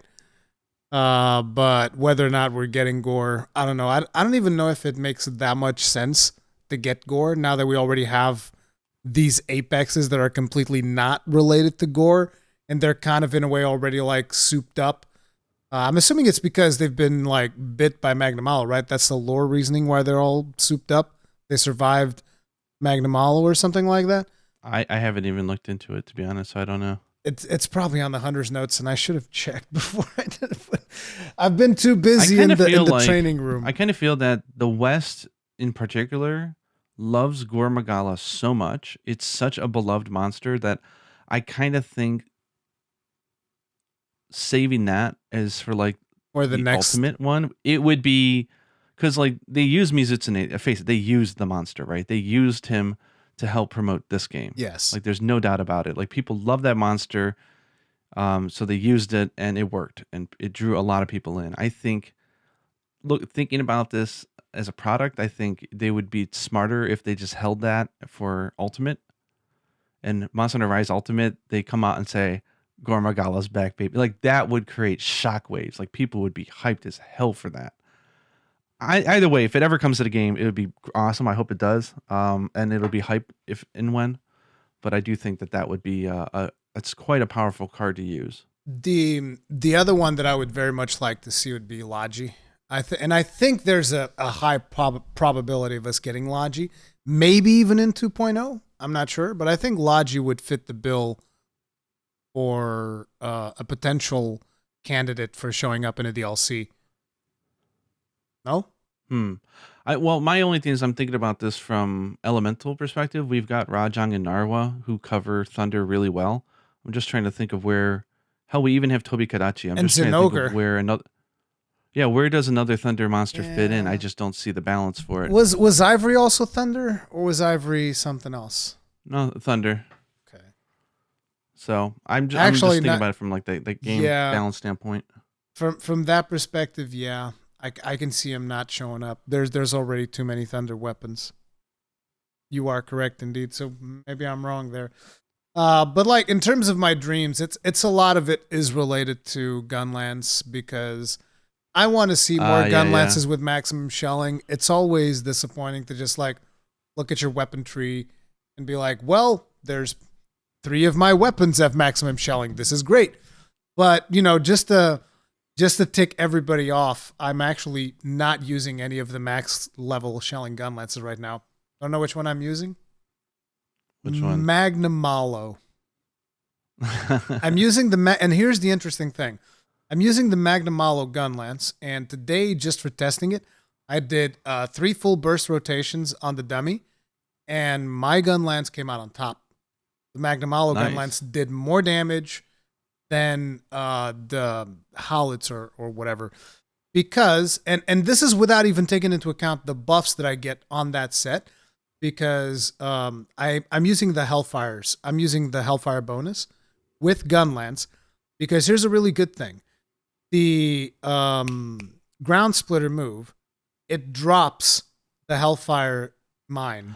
Oh, nice. So basically, I can drop that mine whenever I want.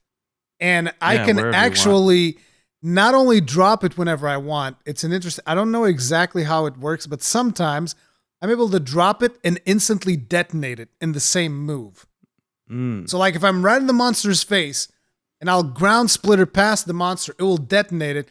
And the first time you do that, you always get a knockdown. You get the knockdown, yeah. So that is, I was just like, dude, this is the best thing. I love this build. It is way more fun than whatever meta build that people are playing. Like, this is the way.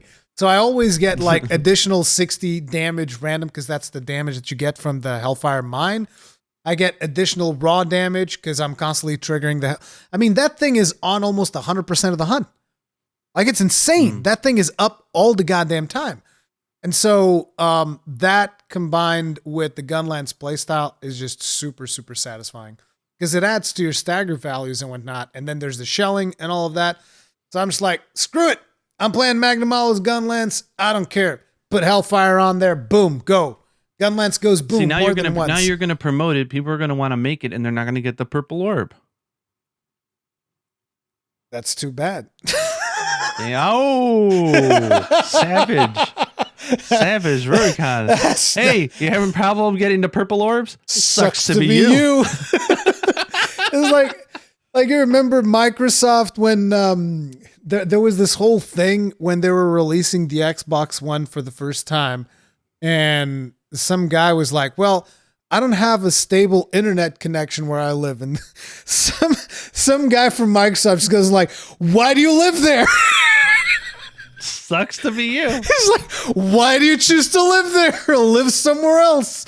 Or then people are like, well, what if I don't have a stable internet connection? How am I going to be able to use this console? And then the guy that was in front of it at the time, it wasn't Phil Spencer, was some other guy. I forget his name. He just goes like, well, for you guys, we have this other product called the Xbox 360. They were burning so many bridges, dude. They were just like pouring gasoline all over. That was me right there. I was like, you don't got purple orbs? Sucks to be you. Sucks to be you. No, in all honesty, I only have like 2. Like I said, I had enough to craft I think it was the gloves that used up 1 purple orb. And then I crafted the gun lance, and those are the only 2 things that required orbs that I just remind people these are not final form weapons, so you can still roll them back. So have fun and experiment. Figure out the one that you want to invest in, and then do that. Yeah, I'm still working towards crafting all of my gun lances, but the thing is now I have to craft at least 1 of each weapon. I think I'm probably going to be doing the greatsword next, because I just did the hammer, which is a lot about charging, and I'm like, well, screw it. Do the greatsword next. It's a lot about charging as well. Figure that out. So that's probably going to be the next thing that I craft. But yeah, still having a ton of fun with it. Still not tired of it at all. And it's going to be interesting to see. Like, I'm excited just to hear people stop talking about, I totally understand that they had to wait a month to do some of this content, but we got to call it out that it's incomplete. It's incomplete. I'm like, just shut up and play the game. Now we're going to get a bunch of people who are going to be really upset that I did all these hunts all month and now it didn't count towards my hunter rank. What the hell? So I want to know your thoughts on that. They're not going to count? They've already said it? No. Well, it's in the Japanese tweet, it's very clear that you'll start being able to accumulate hunter rank points once you reach the HR 8 or whatever it is, the cap. I mean, my opinion on that one is pretty friggin' simple. I don't give a damn about hunter rank. I never gave a damn about I never cared about, because hunter rank is just a number. The only times it matters is when it locks you out of content.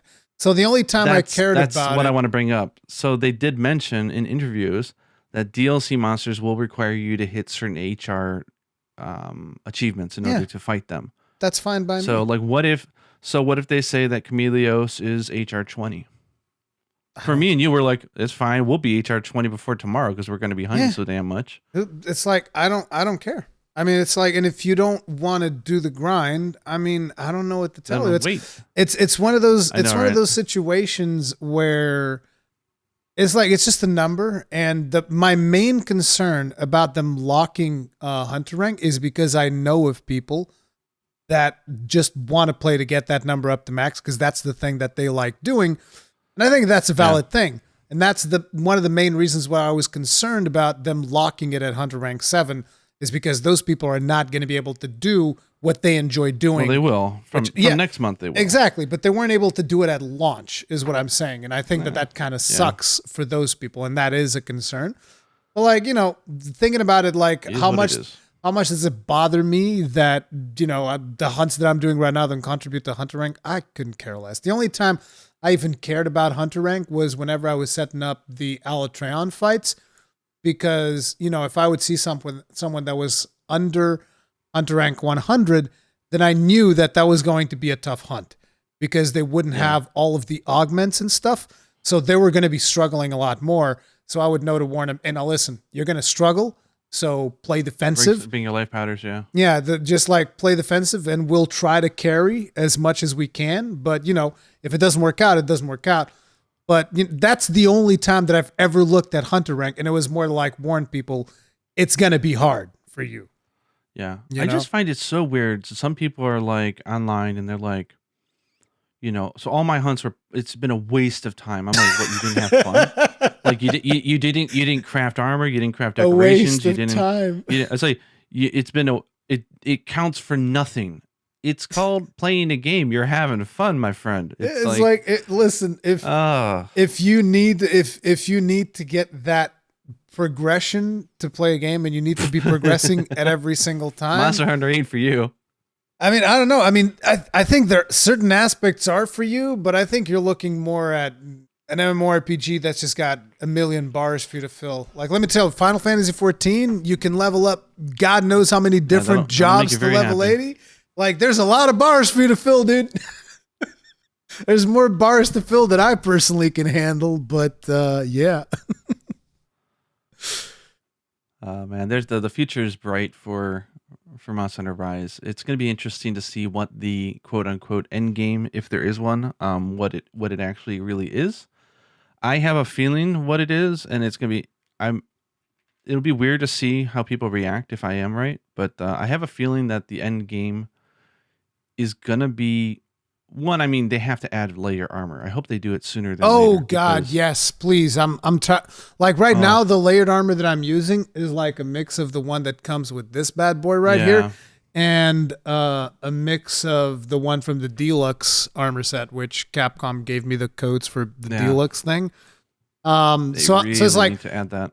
I was super lucky. I mean, in a way, I'm lucky now that I have those codes. When I was playing through the game, I didn't have those codes. So basically, my two options were play with my character naked or look at Renoplos armor, which is ugly. Ugly. I called Renoplos armor the Gunlancer's curse. It's what that is, because you can't get away from it, because those parts are just so good. If you're playing a Gunlance, those parts are too good. Like, that's just it. They're too good. They're too valuable, which kind of sucks because they're ugly. They're ugly as hell. Like, both the chest, it's the chest piece and the gloves. And those gloves, they're basically like your arm becomes a nub with like 3 claws on top. It's terrible. I hate it. I couldn't stand it. But so like my thought is, I mean, that'll obviously be a fun end game once they add that. Hopefully that'll be coming soon. But also rampage weapons. I know a lot of people aren't really touching them yet, but there's like the idea of crafting your own personal weapon, and I imagine with each update they're gonna progress the rampage weapons. It would only make sense with the way that they have it structured right now. Yeah. So I can imagine like the end game will be make your own weapon, and the amount of skills that we'll be able to pull from are going to be. But it's interesting.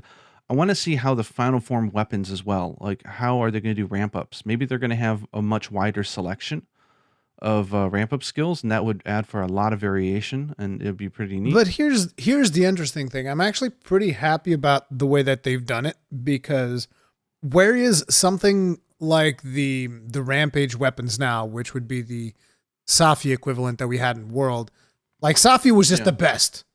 It was just the best. When Safi came out, it's like, no, this is just the best weapon there is. Like, screw the rest of your weapon tree. Like, that's obsolete. This is the best. With this, if they keep the regular weapons relevant, I don't find the rampage weapons that interesting, because I'm always thinking about, okay, but I want to go get Brutal Strike off of something, or I want to go get Element Exploit off of something, right? And that's much more interesting to me than like, oh, I'm going to craft this weapon exactly like I want it to, but it's not going to have these interesting rampage skills. And I hope they keep it that way, because that way it's like, if you want a weapon that is just to be mega min-maxed in a very specific way, you can go for the rampage weapon. But if you want something that's maybe a little bit crazy, then you can go for the regular monster weapons, and you can get something like what I did with my lance, which was anti-aquatic species. I'm calling that one the fish skewer build. It's like, it's beautiful. I love it. It's like, great. There you go. I can go kill aquatic creatures with this one. Boom, done. Boom. Yeah, but I'm excited. Again, we're very lucky here in Japan that we have a full week of holidays coming up. This is another reason why I think the trailer is coming tomorrow, because from the 29th starts Golden Week here in Japan. And it's a bunch of bank holidays in a row. And so what people do is they generally take off Friday, so that we get Thursday, Friday, Saturday, Sunday, Monday, Tuesday, Wednesday off. Which means if the update's coming by the end of April, they're not releasing it during Golden Week. It's going to be before Golden Week. Which means if they're going to do a trailer, which I'm sure they will, then it's got to be this week. It can't be tomorrow, though. Listen, Capcom, tomorrow is the day that I release the podcast. And then you can release one day, please. Look, that would be really funny. You either release trailers on Monday or Friday, okay? No in betweens. That's it. This is the Third Fleet podcast decree. You cannot release trailers on Tuesday. Well, you can release them on Tuesday, so long as you release them before we record. That's actually preferable. Now that I think about it, just release them before we record. Otherwise, you have to release them next week. Them's the rules, man. It is what it is.